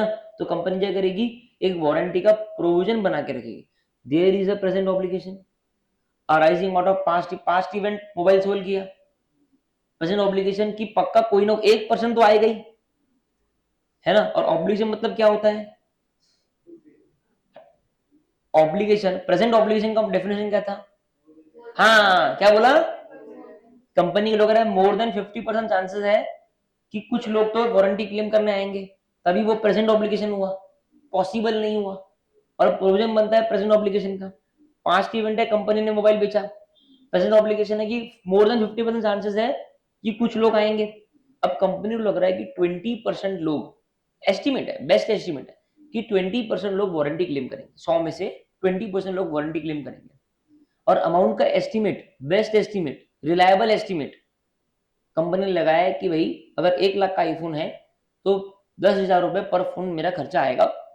तो कंपनी का प्रोविजन का अमाउंट कितना हुआ, 10 नहीं हुआ बेटा, 10,000 इंटू 20। क्यों? क्योंकि 100 मोबाइल सेल किए थे, 100 मोबाइल दीजिए, 100 मोबाइल सेल किए थे, 20% कंपनी का एस्टिमेट है कि लोग वारंटी क्लेम करने आएंगे, है ना। तो 100 का 20% मतलब 20 मोबाइल के लिए आएंगे और एक मोबाइल पे 10,000 खर्चा लगेगा, तो प्रोविजन का अमाउंट कितना हुआ, 20 इंटू 10,000, 2 लाख। तो कंपनी एक best estimate of the resources, of the outflow of resources company के पास में है। एंड प्रेजेंट ऑब्लिगेशन कंपनी के पास में है कि it is more than 50% chances that even one customer will come to claim the warranty. समझा, correct है, सबको समझ में आया एग्जाम्पल। तो वही है। अब देखो वारंटी का कंपनी ने बना लिया प्रोविजन। एंट्री देखो, वारंटी एक्सपेंस को पीएनएल में डेबिट करेंगे 15,000, एस्टिमेट के बेसिस पे प्रोविजन डेफिनेटली डेबिट होगा, डेप्रिसिएशन करते हैं ना पीएनएल डेबिट करते हैं ना। और टू प्रोविजन फॉर वारंटी, ये बैलेंस शीट में प्रोविजन खड़ा हो गया, करेक्ट है। ये तुम्हारी बैलेंस शीट है, यहाँ प्रोविजन दिख रहा है, यहाँ पे एसेट दिखती है, यहाँ पे लाइबिलिटी दिखती है ना। और अगर टी फॉर्मेट बनाओ तो यही तुम्हारा पीएनएल है ना। यहाँ तुमको एक्सपेंस दिखता है, उधर एक होगा वारंटी प्रोविजन। तो एक लेग जाएगा पीएनएल में, खर्चा डाल दिया एस्टिमेट के बेसिस पे, और एक लेग बैलेंस शीट में लाइबिलिटी के तौर पे प्रोविजन खड़ा कर दिया। वो लाइबिलिटी इसलिए नहीं है क्योंकि मेरे पास अमाउंट सर्टन नहीं है, अमाउंट सर्टन होता तो वो लाइबिलिटी होती। अब हमको जो पॉइंट बोल रहा है वो क्या बोल रहा है, अब फ्यूचर में जाके जिस चीज का डर था वो हो गया। अरे प्रोविजन मतलब डर, प्रोविजन मतलब डर, जिस चीज का डर था वो हो गया, लोग वारंटी क्लेम करने आ गए। तो ये प्रोविजन उसी दिन के लिए बनाया था ना, वो दिन आ गया, देखो वो आ गया, वो आ गया मोबाइल लेके, ठीक है। अब हमको 12,000 का एक्चुअल खर्चा लग रहा है उसके मोबाइल को ठीक करने के लिए, कितने का, कितने का, एंट्री देखो, actual expenses incurred on warranty is 12,000। तो अब वो प्रोविजन जो बैलेंस शीट में बनाया था, अब उसको हटाने का टाइम आ गया। तो क्या किया, provision for warranty account debit कर दिया 12,000 और कैश और बैंक कर दिया 12,000, क्योंकि खर्चा लग गया। प्रोविजन इसलिए बनाया था क्योंकि उस टाइम पैसा लगा नहीं। It is expected the settlement of this present obligation will be as a result in outflow of economic resources, ठीक है। अभी रिसोर्सेज आउटफ्लो हो गए क्या, नहीं, एक्सपेक्टेड है कि इसका सेटलमेंट फ्यूचर में जो होगा उससे रिसोर्सेज आउटफ्लो होंगे, वो फ्यूचर आ गया। ये वही फ्यूचर है जिसकी हम बात कर रहे थे, ठीक है। तो अब मेरा actual outflow of economic resources हो गया। मेरा आउटफ्लो ऑफ इकोनॉमिक रिसोर्सेज कितना हुआ, 12,000। जितना मेरा आउटफ्लो ऑफ इकोनॉमिक रिसोर्सेज हुआ उतने का प्रोविजन में रिवर्स कर दूंगा, क्योंकि अब इस प्रोविजन का कोई काम थोड़ी बैलेंस शीट में हो गया, घटना घट गई। अब ये 3,000 का सर आपने खर्चा 15 का डाला था, लेकिन आपका खर्चा कितना हुआ, 12 का। अब जो रिमेनिंग प्रोविजन बैलेंस शीट में खड़ा है कितना खड़ा होगा, 3,000 खड़ा होगा ना, उसको रिवर्स करना, पीएनएल रिवर्स कर दिया। अल्टीमेटली पीएनएल में तो 12 जाना चाहिए था ना, तूने बेस्ट एस्टिमेट के तौर पर 15 डाला हुआ है, तेरा लगा 12, 3 रिवर्स हो जाएगा। तो पीएनएल में जन्मजात क्यूमुलेटिव देखोगे तो 12 ही है। ताला बजाओ जोरदार। अकाउंटिंग फ्लो समझ में आया है ना। सबसे पहले कोई इवेंट होगा, वो इवेंट से एक प्रेजेंट ऑब्लिगेशन क्रिएट होगा, वो प्रेजेंट ऑब्लिगेशन का आप एक रिलायबल एस्टिमेट करोगे अमाउंट का, और आप पीएनएल में खर्चा डाल दोगे उसी दिन। क्यों, क्योंकि वो पॉसिबल ऑब्लिगेशन नहीं है, वो प्रेजेंट ऑब्लिगेशन है। अगर मैं नहीं डालूंगा तो शेयर होल्डर को बराबर पिक्चर नहीं दिखेगी। फिर फ्यूचर आया और वो इवेंट वो जो ऑब्लिगेशन था वो एक्चुअली अब आ गया। तो जितना तुमने आउटफ्लो ऑफ रिसोर्सेज किया उतना तुम प्रोविजन कम कर दो, और जितना बचा उसको रिवर्स कर दो। वो आपको ऊपर यही लाइन बोल रहा है कि उसको रिवर्स करना, ऐसा मत करो कि वो 3,000 खड़ा रहेगा और किसी और चीज में यूज कर लूंगा, नहीं। ये वाली बात खत्म होगी ना, इसका रिवर्स कर कुछ नया आएगा तो नया बनाना। ताले बजाए, भारत माता की, समझ में आई बात, पक्का, ओके। अब प्रोविजन के कुछ स्पेशल पॉइंट लेंगे, ठीक है। उसके पहले मैं एग्जांपल दूंगा, आप मेरे को बताओ कि प्रोविजन का अमाउंट कितना होगा, ठीक है। सुनो,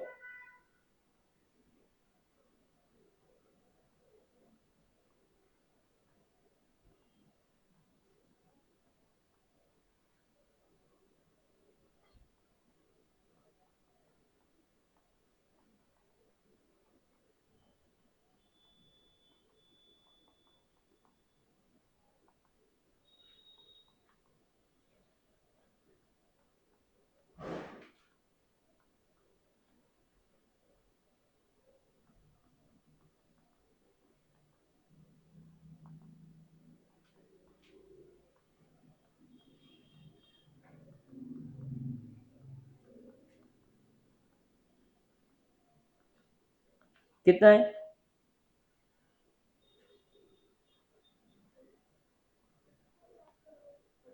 हम्म 50 करोड़, 1 लाख थे यूनिट्स इंटू 50% प्रोएबल है, मतलब 50,000 यूनिट, और पर यूनिट 10,000 का है, मतलब 50 करोड़ का आपका वारंटी का अमाउंट बैलेंस शीट में आएगा। करेक्ट है। इसकी एंट्री क्या होगी? Warranty expense account debit PNL to provision for warranty 50 crore. अब फ्यूचर में जैसे जैसे लोग आते जाएंगे हम प्रोविजन को कम करते जाएंगे और कैश पे करते जाएंगे, है ना। आखिरी में जो प्रोविजन बच जाएगा रिवर्स होने का और लोगों की वारंटी लैप्स हो जाएगी, 5 साल खत्म हो गए लेकिन फिर भी मेरा 10 करोड़ बच गया तो मैं रिवर्स कर दूंगा 5वें साल के अंत पे। सर ये प्रायर पीरियड आइटम हो गया, नहीं हुआ। कोई प्रायर पीरियड आइटम पता है कब होता है? हम पढ़ेंगे उसका ये, जब कोई एरर हो जाए, जब कोई, ये तो एस्टिमेट है, एस्टिमेट है ना। अगर मेरे को फिक्स पता होता जी आप, तो मैं लाइबिलिटी बनाता। समझा ना बात? क्लियर है ना। तो ये जिस साल होगा उस साल उसका पेनल रिवर्स होगा, उसको प्रायर पीरियड नहीं बोलूंगा, वो इंपैक्ट उस साल के पेनल में आएगा। क्लियर है सबको? एकदम क्लियर है।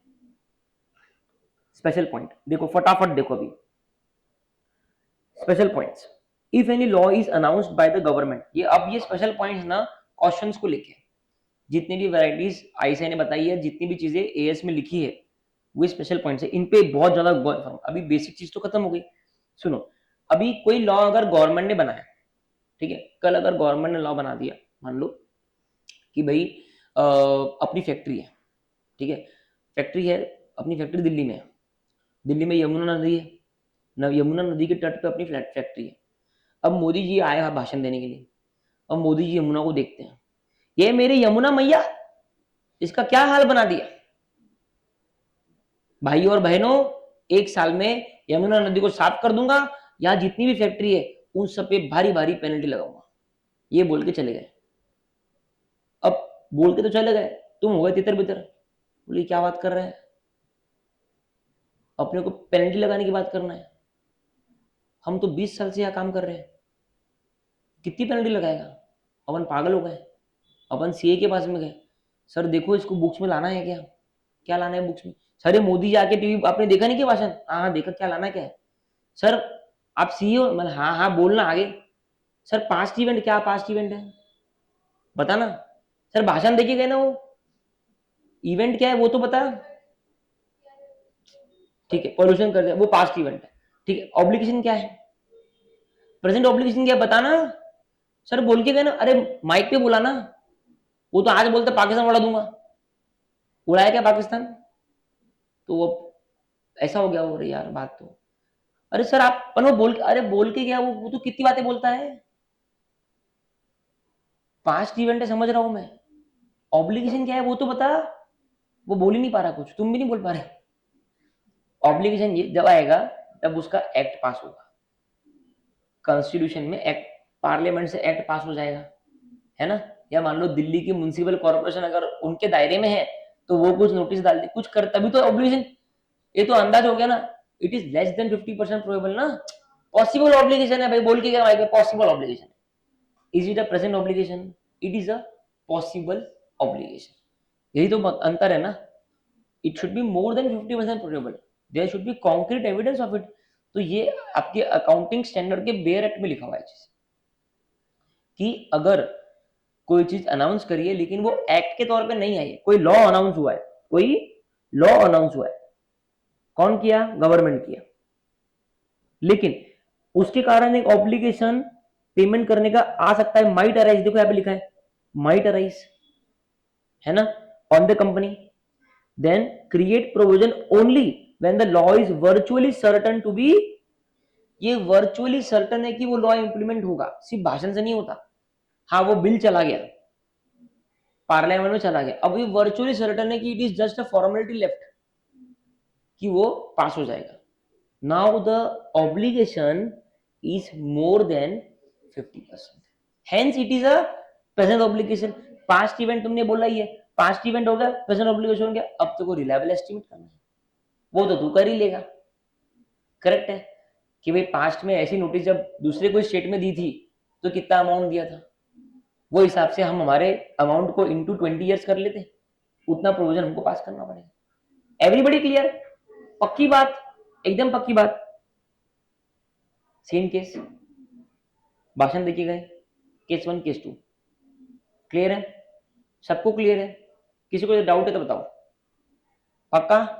ठीक है, अब आ जाओ सेकेंड रिक्वायर। ये पहला स्पेशल पॉइंट खत्म हो गया, अभी दूसरा स्पेशल पॉइंट है requirement of inspection major overhaul. Requirement of inspection या फिर मेजर ओवरहॉल, ठीक है।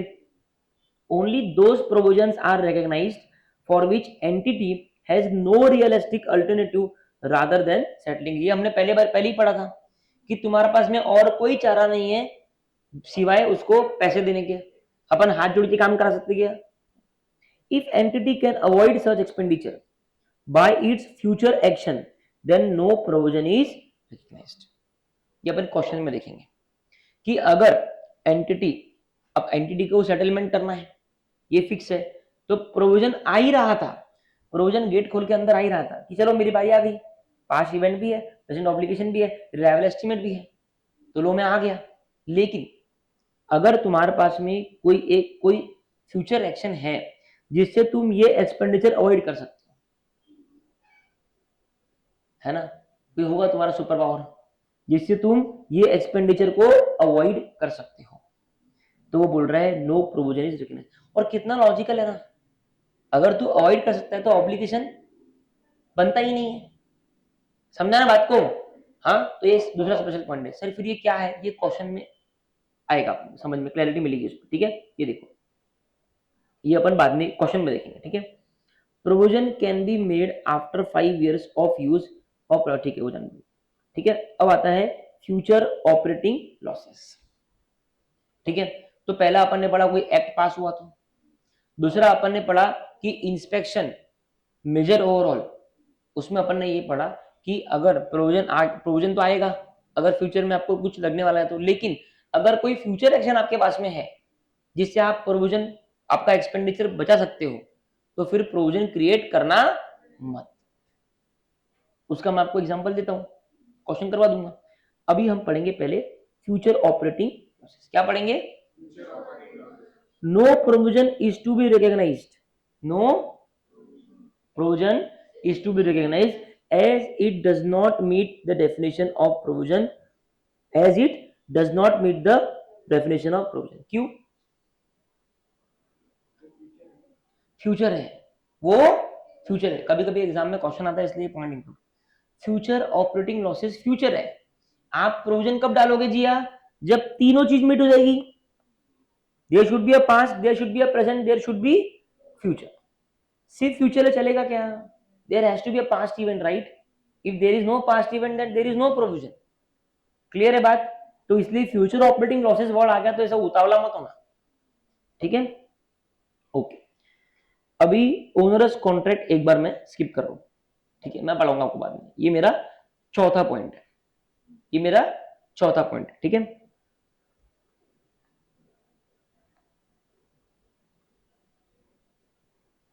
हाँ, अभी मैं पढ़ता हूं रिस्ट्रक्चरिंग, पांचवा। तो मैंने आपको तीसरा पॉइंट जो बताया था इंस्पेक्शन मेजर ओवरऑल, उसका एग्जांपल मैं करा देता हूं, और जो ओनरस कॉन्ट्रैक्ट है वो मैं आपको पढ़ाऊंगा, उसके लिए अपन स्पेस छोड़ेंगे, ठीक है। अभी पहले आते हैं रिस्ट्रक्चरिंग। तो अभी तक अपन ने स्पेशल पॉइंट्स क्या क्या पढ़े?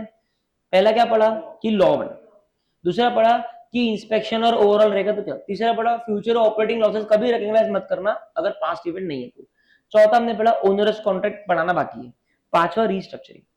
It is a program that materially changes scope of business।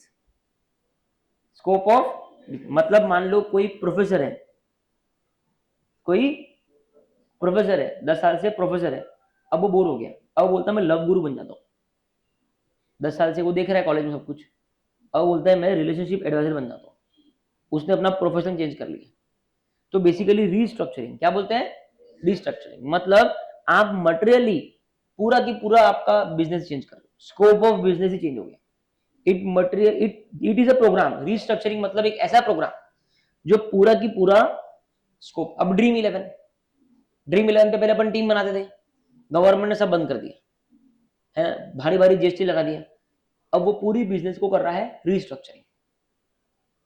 और अब वो क्लिकबेस के जैसा एक कॉम्पिटिटर खड़ा कर रहा है जिससे आप इजीली स्कोर देख सको, ये कर सको, वो कर सको। ठीक है, तो इसको बोलते हैं रीस्ट्रक्चरिंग ऑफ बिजनेस, पूरा की पूरा बिजनेस चेंज कर देना। ठीक है, या फिर manner in which business conduct होता है, ऑफलाइन टीचिंग को ऑनलाइन टीचिंग कर देना, जिस तरीके से बिजनेस कंडक्ट होता है वो मैनर ही चेंज कर देना। ठीक है, a provision for restructuring cost, अभी रीस्ट्रक्चरिंग में कॉस्ट लगता है। ठीक है, is recognised only when the recognition criteria of provision are met. Provision का रिकॉग्निशन क्राइटेरिया अगर मेट होगा तो ही मैं रीस्ट्रक्चरिंग का प्रोविजन बनाऊंगा। और प्रोविजन का रिकॉग्निशन क्राइटेरिया क्या है? 3, past, present, future. Example, restructuring करने का सोच रहे हैं, सिर्फ सोच रहे हैं, कोई ऑब्लिगेशन, कोई पास्ट इवेंट, कुछ सिर्फ सोचा है तो कुछ मत करना। क्वेश्चन में ये ट्रैप आएगा, जिया, बाद में सोचने का नहीं। अगर सिर्फ थिंकिंग है, मैं एम स्क्वायर लगाने का सोच रहा हूं, लगाया क्या? अभी तक कुछ ऑब्लिगेशन क्रिएट, हाँ अरे तूने सोचा, ला पैसे ला, तूने सोचा था, मैंने देखा था, अरे सोचने में पैसे है, तू लगाएगा तभी हमारा ऑब्लिगेशन तेरा क्रिएट होगा ना। रीस्ट्रक्चरिंग प्लान रेडी है, अनाउंस है, तो फिर तुम रीस्ट्रक्चरिंग स्टेप भी स्टार्ट कर दिए तो तुम रिकॉग्नाइज करना। मतलब 3 चीजें बहुत जरूरी है, प्लान रेडी है, अनाउंस कर दिया, तुमने चालू भी कर दिया, है ना। क्वेश्चन में जनरली वो लोग तीनों नहीं देते, 3 में से एक देते। अब दोनों नहीं दिया तो मानना ही पड़ेगा कि तीनों है, तीनों दिया तो तीनों ही देख लेंगे। ठीक है, ये वर्ड्स ध्यान रखना है कि प्लान रेडी है, अनाउंस्ड है और स्टेप स्टार्ट भी कर दिया रिस्ट्रक्चरिंग के, धीरे धीरे धीरे डेवलपमेंट वगैरह सब स्टार्ट होने लग गया। तो अब तुम रिस्ट्रक्चरिंग का प्रोग्राम बना सकते हो कि पूरे बिजनेस को रिस्ट्रक्चर करने में या ऑफलाइन को ऑनलाइन ले जाने में 100 करोड़ का खर्चा आएगा, रिलायबल एस्टिमेट। ठीक है, पास्ट इवेंट क्या है कि प्लान रेडी है, सब कुछ हो गया। प्रेजेंट ऑब्लिगेशन क्या है कि मोर देन 50% है कि हमको पैसा देना पड़ेगा, उसके अलावा कोई और ऑप्शन नहीं है। और थर्ड, एक रिलायबल एस्टिमेट बन सकता है रिस्ट्रक्चरिंग का, क्योंकि अपन ने कोटेशन ली है सबसे। समझा? सबको समझ में आई ये बात? पक्का? डन हो गया? ठीक है, अब तुम क्या करो, सबसे पहले तुम अपने बुक्स में, हम कहा थे, यहां पे थे मेजरमेंट में, यहां तक लिखा था ना अपन ने? अरे ये लिखा था ना, मैंने बोला था, अच्छा मैंने घर पे लिखने बोला था, हाँ ठीक है। अभी क्या करो, इसके लिए जगह छोड़ दो मेजरमेंट के लिए, कुछ भी नहीं है, बेस्ट एस्टिमेट ऐसे लिखने का। ठीक है, कैसे लिखने का? ऐसा करके लिख देने का, लिख दो ना हाथवाती, मेजरमेंट ऑफ प्रोविजन, लेफ्ट में लिखो बेस्ट एस्टिमेट, राइट में लिखो do not make it present value.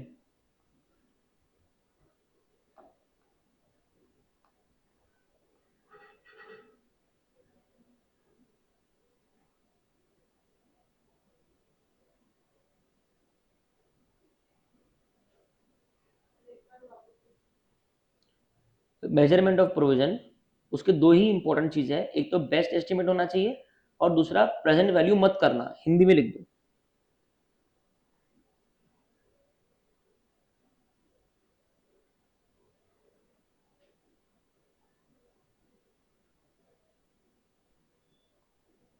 लिखा, फिर नीचे हेडिंग डालो changes in provision. Changes in provision, उसमें भी 2 एरो निकालना बेटा, लेफ्ट और राइट। लेफ्ट एरो में लिखना कि review at every balance sheet date,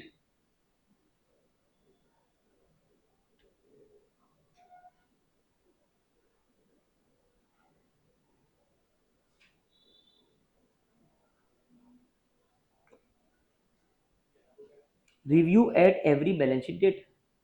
ये देखो ना, चेंजेस इन प्रोविजन, हमने क्या बोला था कि हर बैलेंस शीट डेट पे रिव्यू करेंगे। और राइट एरो में लिखो if no longer require then reverse it, if no longer require then reverse it.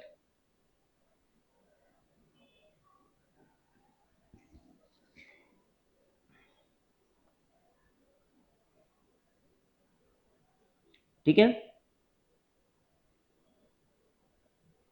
उसके बाद में हेडिंग डालो use of provision,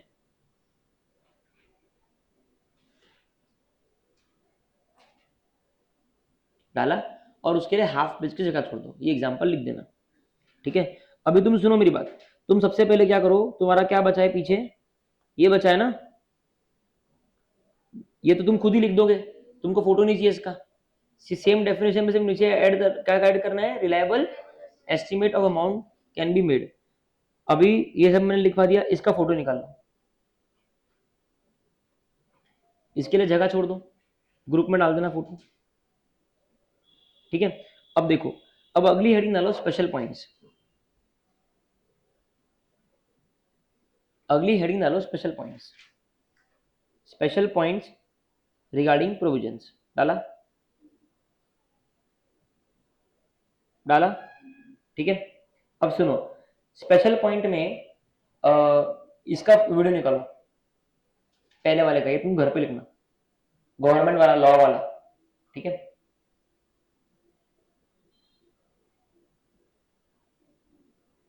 video start कर दो।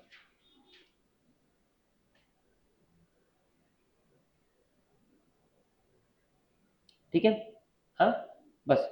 अभी इसके लिए तुम, ये मैंने तुमको इसके लिए जगह छुड़वाया था, इसके लिए, है ना, इसके लिए आधी, इसके लिए एक, डेढ़ दो पेज छोड़ दो, और उसके बाद में लिखो requirement of inspection oblique major overall, लिखो, 2 पेज छोड़ दो भले, front back, requirement of major inspection oblique overall.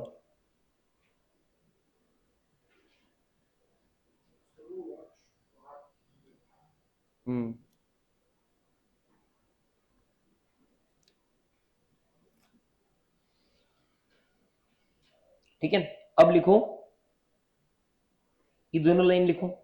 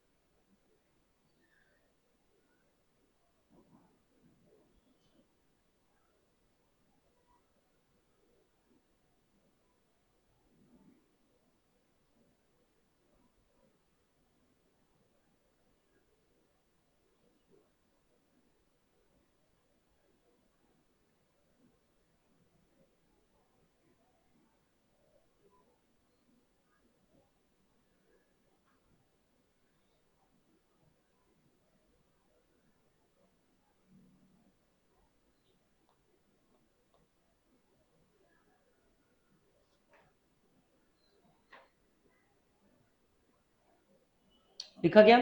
अब है ना, इसके नीचे एग्जांपल लिखो। अब देखो, ये जो अपना पॉइंट था ना, ये बेसिकली क्या था, इंस्पेक्शन और मेजर ऑल क्या होता है, गवर्नमेंट बोलता है कि भाई कोई बड़े बड़े प्लांट होते हैं या फ्लाइट्स होती है, प्लेन होते हैं, इनके 5-5 साल में इंस्पेक्शन प्लान होते हैं, और ये मैंडेटरी होते हैं। अब ये तो प्रोविजन वाली बात हो गई, क्योंकि ये तो ऑब्लिगेशन खड़ा ही है, 5 साल बाद में पेमेंट करना ही है, और एक रिलायबल एस्टिमेट उसका बन सकता है। लेकिन मैंने क्या बोला, अगर हमारे पास में फ्यूचर एक्शन है जिससे हम वो प्रोविजन को बचा सकते हैं, जिससे हमको वो प्रोविजन नहीं लगेगा, जिससे हम वो अमाउंट सेव कर सकते हैं, जिससे हम वो खर्चा रोक सकते हैं, खर्चा नहीं करेंगे, तो हमको प्रोविजन नहीं बनाना है, राइट, हमको प्रोविजन नहीं बनाना है। अब मान लो तुम्हारे पास में प्राइवेट जेट है, सरकार ने बोला कि एवरी 5 ईयर्स आपको उसका इंस्पेक्शन करना है, मेजर ओवरऑल करना है ना, उसमें लगता है खर्चा, मान लो 10 CR का खर्चा लगता है, ठीक है। अब इसको तुम कैसे कैसे बता सकते हो, अगर तुम्हें प्लेन बेच दिया, तुम प्लेन दोगे, तुम्हें खर्चा लगेगा क्या, वो नहीं लगेगा ना, भले ही वो मैंडेटरी क्यों ना हो, लगेगा क्या। तो फिर वो लोग बोलते हैं कि भाई तुम एस्टिमेट मत बनाओ, तुम प्रोविजन मत बनाओ, क्योंकि तुम प्लेन को बेच दोगे तो प्रोविजन नहीं लगेगा। तो ये इंस्पेक्शन और मेजर ओवरऑल में क्वेश्चन में वो लिख दे कि एनडीटी का मंशा है क्या कि फ्यूचर में वो प्लेन को बेच सकते हैं।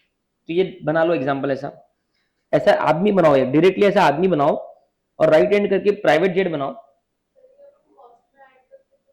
कौन सी कॉस्ट में, वो तो अपन ऐड करते थे AS10 में, वो अपन ऐड करते थे, वो तो ऐड हो गई ना कॉस्ट में, लेकिन हम बात कर रहे हैं प्रोविजन की, कि प्रोविजन बनेगा क्या ओवरऑल के खर्चे का।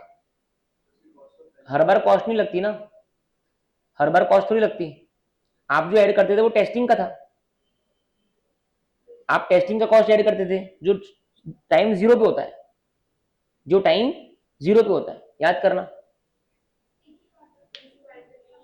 वो अलग बात हो गई, वो अलग बात हो गई, वो उसकी लाइफ खत्म हो गई, डिसमेंटलिंग डिसकमीशनिंग आपको उसका जो भी पैसा लगने वाला है वो आप ऐड, वो अलग बात हो गई, वो तो ऐड हो गई होगा, वो तो पीपीई की बात हो गई, वो पीपीई की बात होगी, वो डिसमेंटलिंग डिकमीशनिंग तो डेफिनेटली ऐड होगा।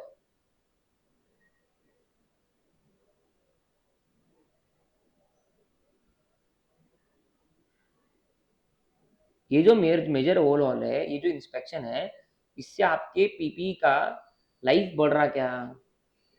ये गवर्नमेंट बोला है करना है, हम पीपी में क्या ऐड करते हैं जिससे उसका लाइफ बढ़ रहा, वो कुछ एफिशिएंसी इंक्रीज हो रही, right? Mid mid PP mid PP में अगर कोई खर्चा किया, 3-4 साल बाद में कोई खर्चा किया और उससे लाइफ नहीं बढ़ रहा, एफिशिएंसी नहीं बढ़ रही, तो वो पीएनएल में जाता है, ये वो वाला खर्चा है ना भाई। लेकिन अब वो बोल रहा है कि पीएनएल में भी तुम मत डाल प्रोविजन। क्यों मत डाल? टाइम जीरो पे तो प्रोविजन क्रिएट कर रहा है, क्योंकि तेरे को मालूम है प्रेजेंट ऑब्लिगेशन है, 5 साल में लगना ही, लेकिन तू प्लेन भेज देगा, प्लेन भेज देगा तो खर्चा लगेगा ही नहीं, जबरदस्ती प्रोविजन बना मत, ठीक है? Entity can avoid this expenditure by its future outcome, है ना, of action, that is by selling this plane, है ना, hence no obligation, hence no provision. Clear है? मतलब टाइम जीरो पे कोई ऑब्लिगेशन क्रिएट नहीं हुआ, जब 5 साल तक तुम अगर जीवित रह गए तो कर देना पे, हर चीज का प्रोविजन बनाने का नीड नहीं है। समझाने का मतलब ही ये है कि there is no obligation, you can sell the plan. Clear है? अब आते हैं, नोट भी लिख दो ये, provision can be made after 5 years of use of private jet. 5 साल तुमने यूज कर लिया, फिर प्रोविजन बना देना। व्हेन इंस्पेक्शन बिकम्स ड्यू, है ना, जब इंस्पेक्शन आ जाए।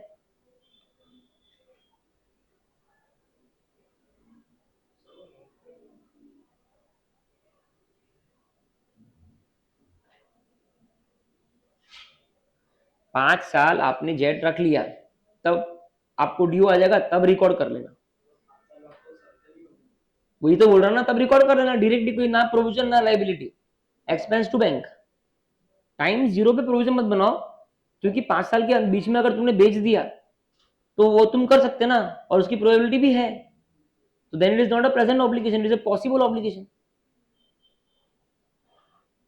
सिंपल है, अगर प्रेजेंट ऑब्लिगेशन है तभी हम करेंगे। क्वेश्चन में और इंफॉर्मेशन दी है कि 5 साल रखना ही पड़ेगा, तुम्हारे एग्रीमेंट में लिखा है, तब तो रहेगा रहेगा। तो तू उसको अवॉइड कर सकती है, एक्सपेंडिचर को बेच के नहीं अवॉइड कर सकती, तुझे बनाना ही पड़ेगा प्रोविजन, क्योंकि वो प्रेजेंट ऑब्लिगेशन है। कुछ बोल रहे थे? हाँ। क्या?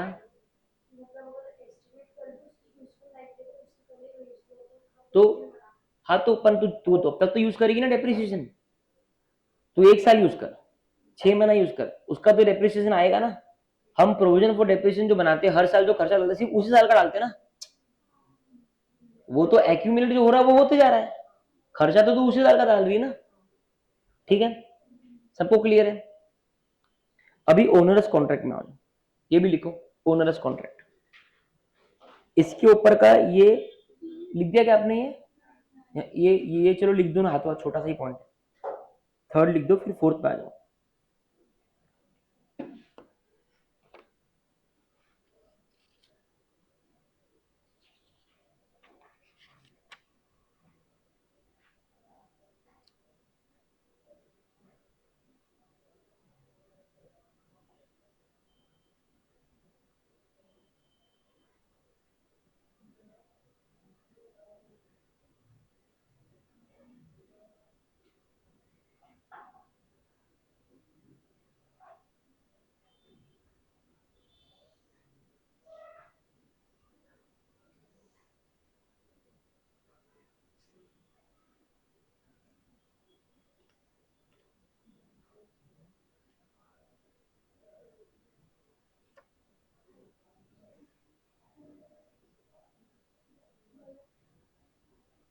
हो गया क्या ये?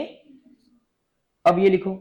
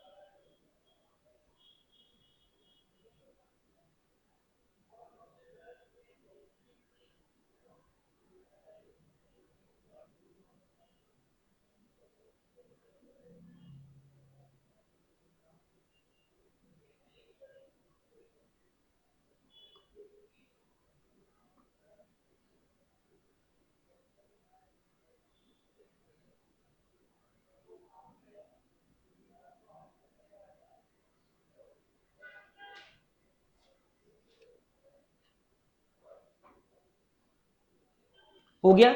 अब देखो इसमें क्या होता है, ओनरस कॉन्ट्रैक्ट मतलब it is a contract where unavoidable cost of meeting the obligation exceeds benefit to be received. अभी क्या हो रहा, तुम एक कंस्ट्रक्शन कर रहे हो, एक बिल्डिंग बना रहे हो मान लो, ठीक है, उस पर तुमको खर्चा लग रहा है, ठीक है।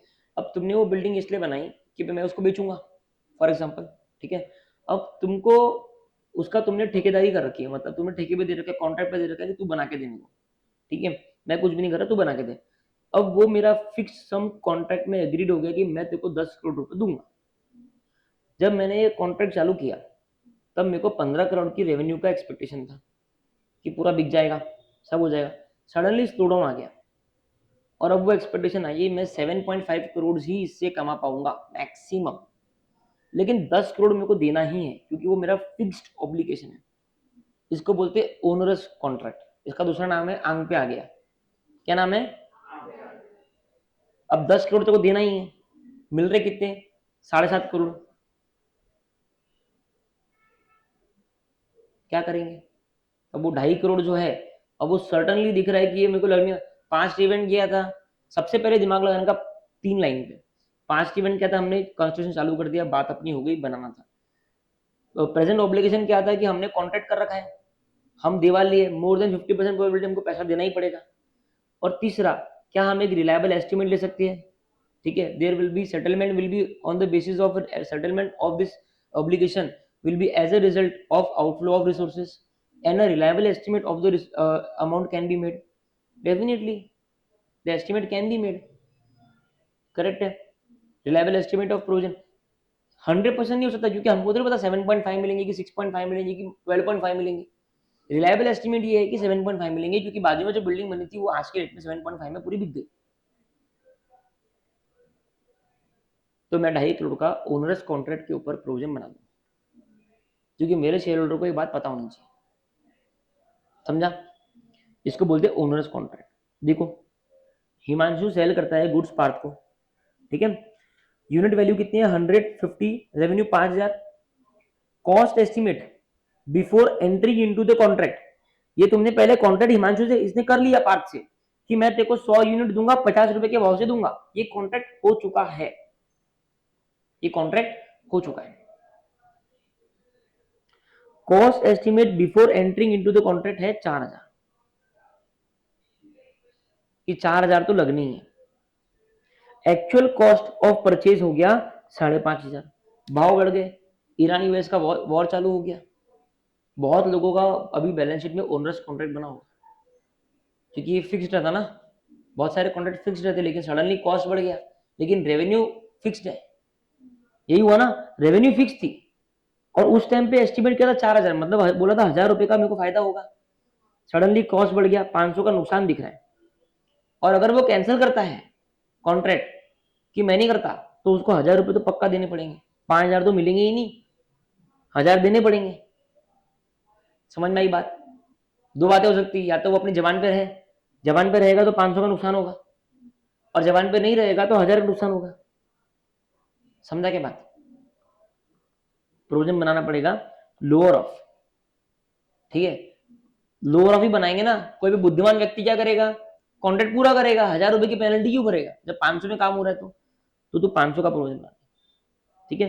लॉस 500 है, कैंसिल पेनल्टी 1000 है, विच एवर इज लोअर, 500 का प्रोविजन बना दे, खत्म बात। कोई doubt? PNL account debit to provision, समझा ना, पक्का ना। इसका फोटो निकालो,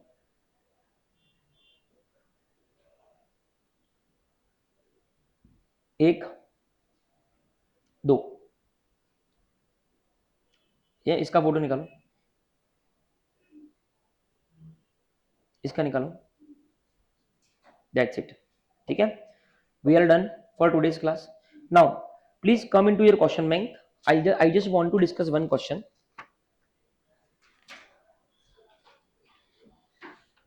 Please come on question number 20. It is January 25 exam question, page number 451.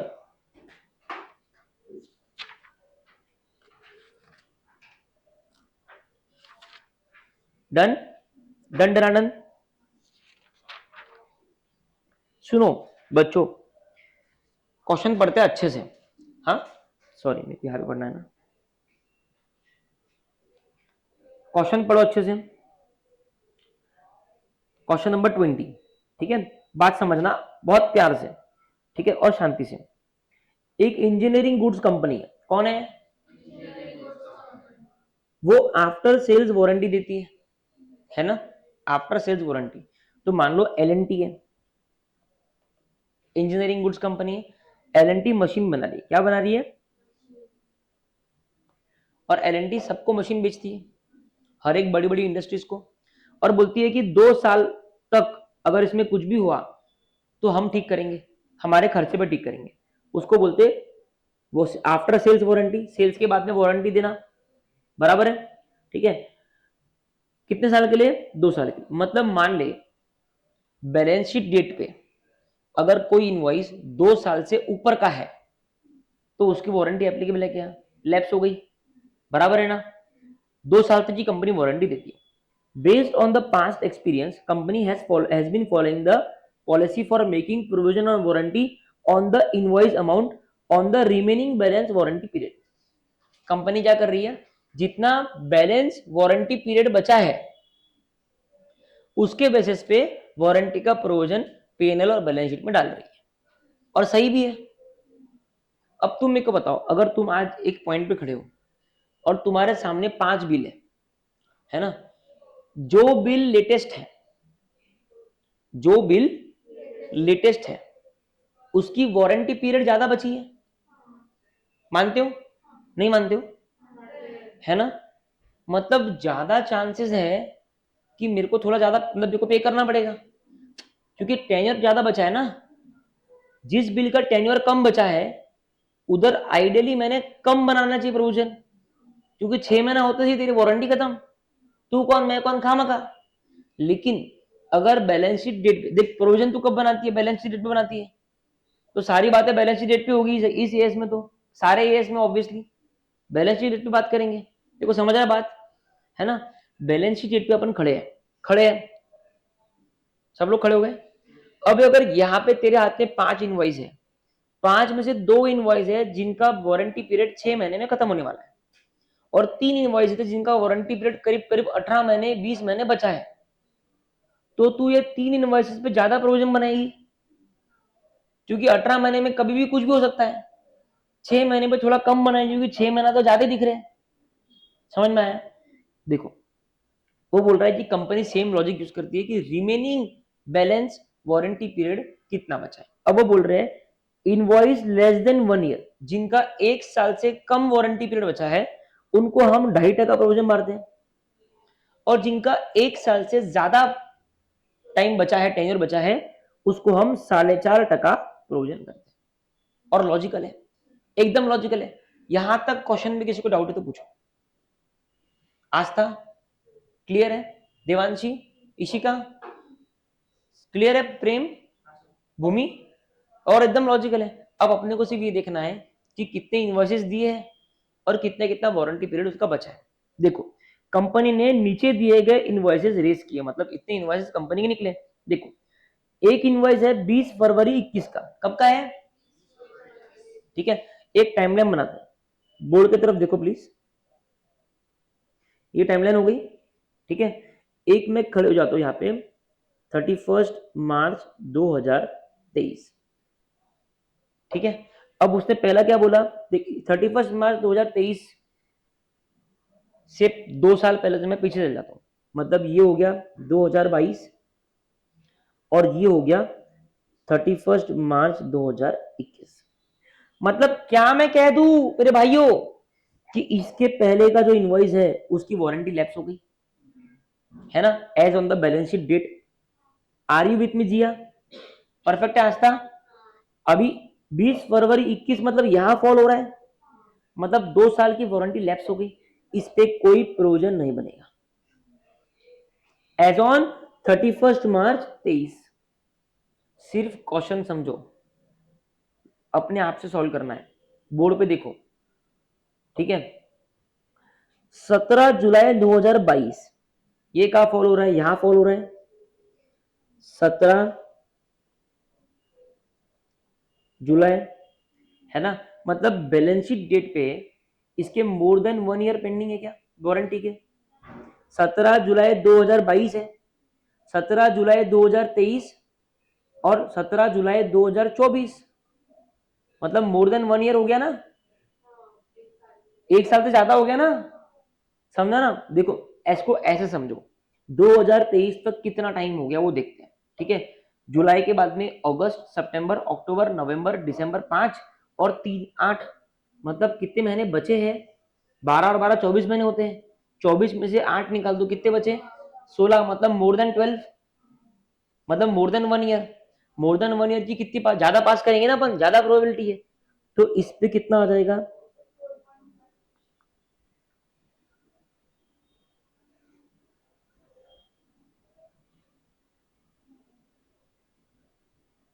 समझा बात को। एक बार पहले आंसर देखते हैं। Provision to be made for warranty under AS 29, ठीक है, डायरेक्टली चालू करना है आंसर, एज एट 31 मार्च 23, ठीक है। सबसे पहला देखो 42,000 का नहीं बनाया, ठीक है, 42,000 का नहीं बनाया। अब बात करते हैं 25,000, 25,000 का बनाया 2.5, ठीक है, समझेंगे। पहले ये देखते हैं 1 मार्च 2023 का, बता दो 1 मार्च 2023 का पहले देखते हैं, ठीक है। 1 मार्च 2023 कहां फॉल हो रही है, यहां पे, यहां से 31 मार्च से करीब करीब 23 महीना बचा है, और मोर देन 1 ईयर अगर है तो 4.5% चार्ज करते हैं प्रोविजन, तो 1,10,000 के 4.5% चार्ज होगा। ये क्लियर है, क्योंकि उसको तो सर एक ही महीना हुआ, 23 मंथ्स बचा है, ज्यादा चांसेस है कि वारंटी क्लेम करने आएगा, ठीक है, ये हो गया।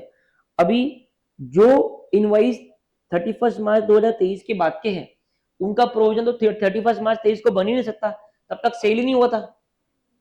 जो इनवॉइस यहां फटे हैं, जो सेल्स यहां हुए, उसका प्रोविजन तुम यहां कैसे बना सकते हो, बराबर बात है ना, एकदम लॉजिकल है ना, तो ये वाला तो बनेगा नहीं। अब बात करना है इनकी, सबसे पहले बात करते हैं 47,000 की, ठीक है। ये कब हुआ है, 27 जनवरी 2022, इसकी वारंटी कब खत्म हो रही है, 27 जनवरी 2024, ठीक है। और हमारा बैलेंस शीट डेट है 31 मार्च 2023, दो मार्च 23 से लेके जनवरी 24 तक देखना है, कितना बचा, अप्रैल मई जून, मतलब करीब करीब 10 महीना है ना, मतलब warranty period less than 1 year बचा है, तो 2.5% चार्ज होना चाहिए,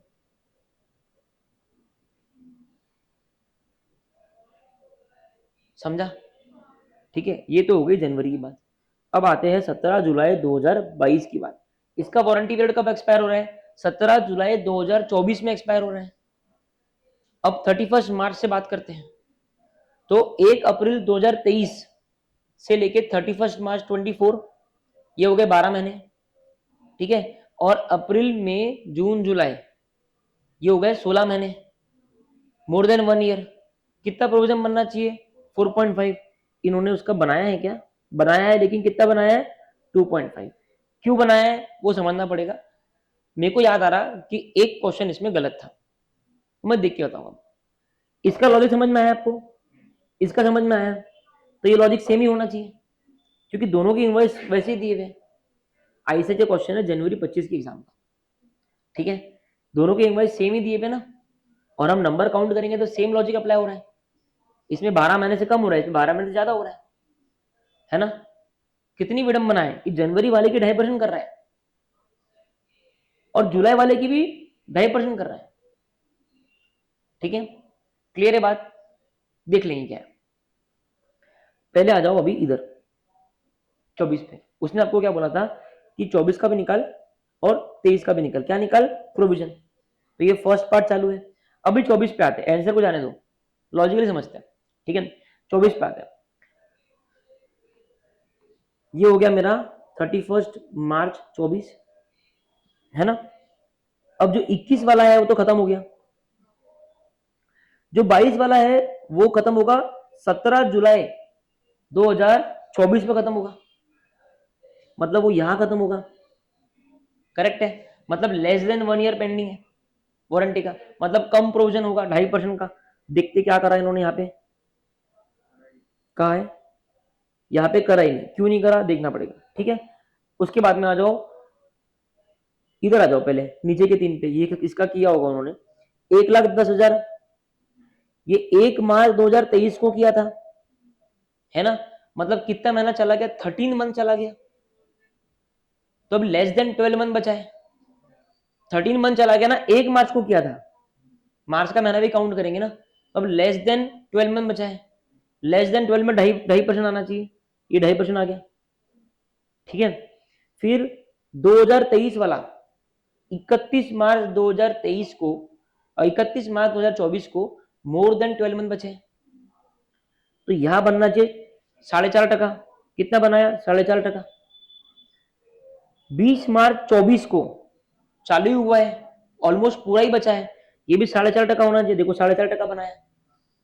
अब अकॉर्डिंगली देखो वो क्या बोलता है, पहले पैटर्न समझ लेते क्वेश्चन का, उन्होंने क्या बोला, 31 मार्च 23 पे तुमने प्रोविजन बना दिया 6750 का, मैं एक बार इसको रफ करता हूं जरा,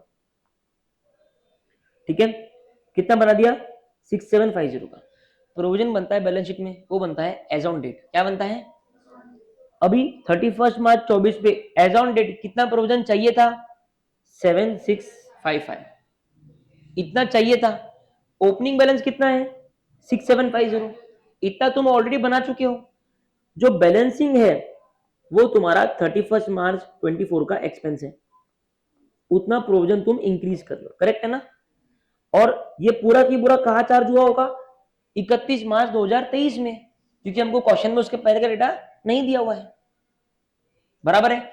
मैं क्वेश्चन एक डेटा ऐड कर देता हूं कि opening balance of warranty provision was 5,000 rupees, तो हम कितना चार्ज करते हैं 6750 माइनस 5,000, क्योंकि 5,000 ऑलरेडी बना हुआ है, समझा ना बात को।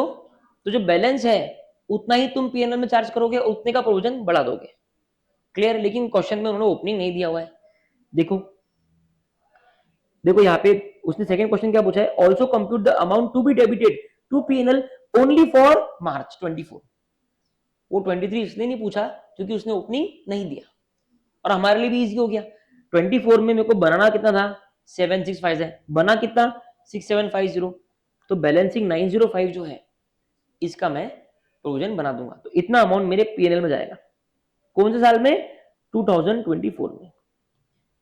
ये बात क्लियर है क्या, सभी को क्लियर है, ठीक है। अब देखो सिमिलर क्वेश्चन है तुम्हारा मॉक टेस्ट में, ठीक है, इस पे अपना लॉजिक अप्लाई करते हैं, तुमको इसका मैं बताऊंगा गड़बड़ क्या है, ठीक है, लेकिन जो लॉजिक मैंने बताया वो उस लॉजिक से मैक्सिमम अमाउंट मैच हो रहे थे, उन्होंने 2 जगह पे गड़बड़ की है, वो क्यों करी है वो देखना पड़ेगा, क्लियर है।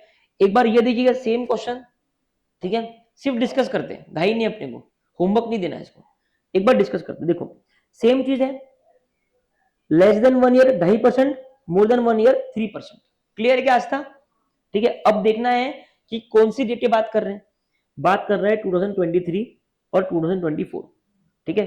पहले बात करेंगे 23 की, 11 फरवरी का जो इनवॉइस है कितना, और कंपनी भी 2 साल क्या करता है वारंटी, 11 फरवरी के 2022 का जो इनवॉइस है इसकी डेट कब खत्म हो रही है 24, 11 फरवरी 24, 31 मार्च 23 से लेके 11 फरवरी 24 का जो सफर है कितना महीना बचा है, लेस देन 12 मंथ बचा है, everybody agreeing, less than 12 month बचा है, लेस देन 12 मंथ अगर बचा है तो मैं कम प्रोविजन चार्ज करूंगा 2%, तो 60,000 पे 2% लगना चाहिए, देखो 2% लगा।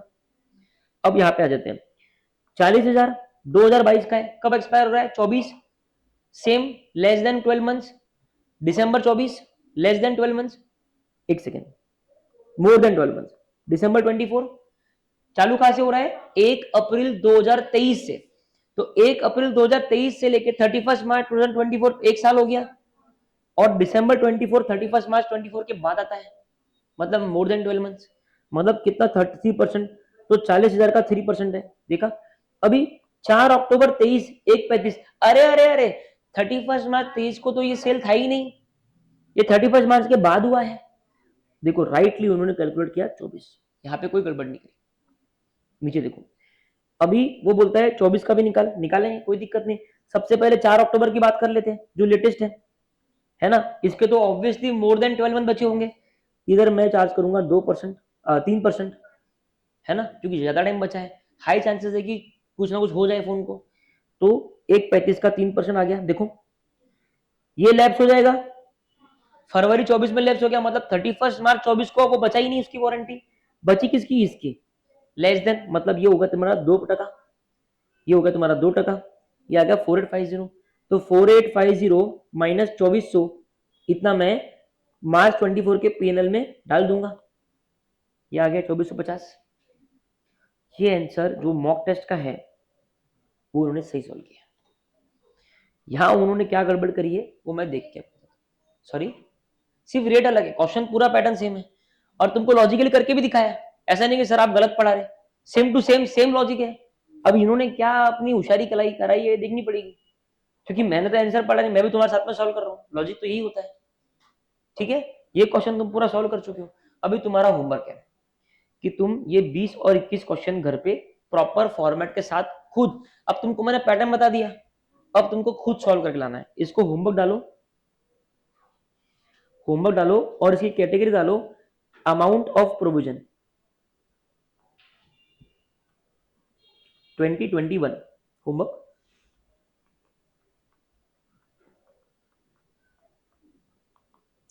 ठीक है, एवरीबडी क्लियर है?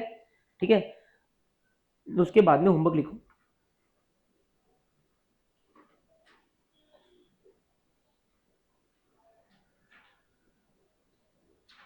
ठीक है, क्वेश्चन नंबर, ये भी मैं यहां कराऊंगा, ये भी मैं यहां कराऊंगा।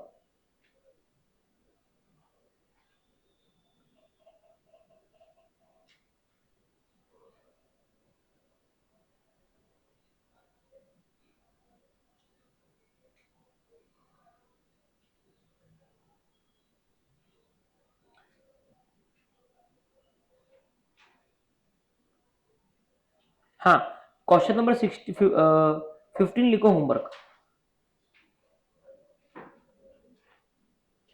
इसका कैटेगरी डाल दो प्रोविजन।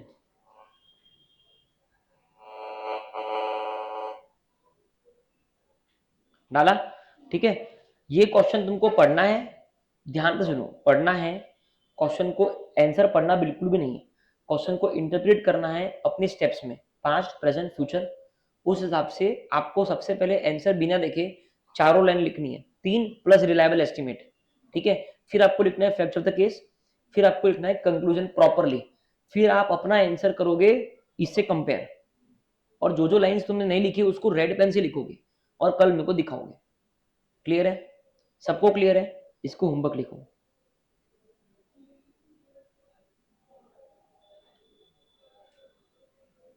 ठीक है, बाकी मैं कराऊंगा, ये मैं कराऊंगा। हाँ, इसको लिखो होमवर्क, क्वेश्चन नंबर 12 को। हाँ, सेम है तो लिख दो सेम और काट दो।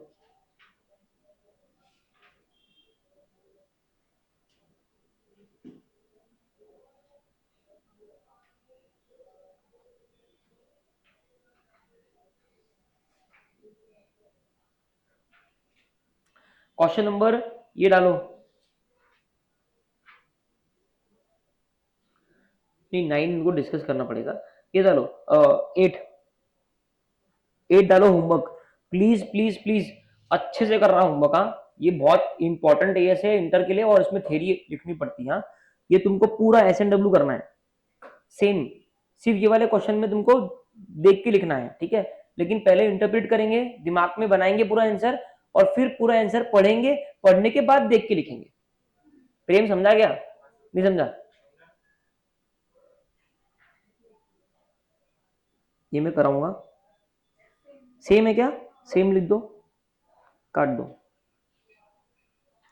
क्वेश्चन नंबर 5 भी शायद सेम है, सिर्फ लिख दो OHW, सामने डालो प्रोविजन।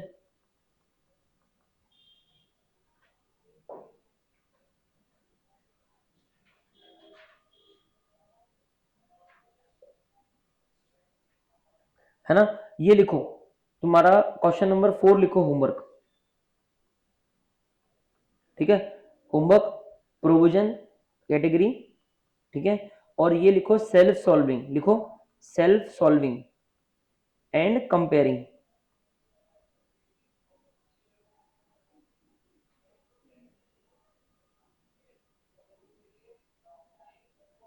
डन।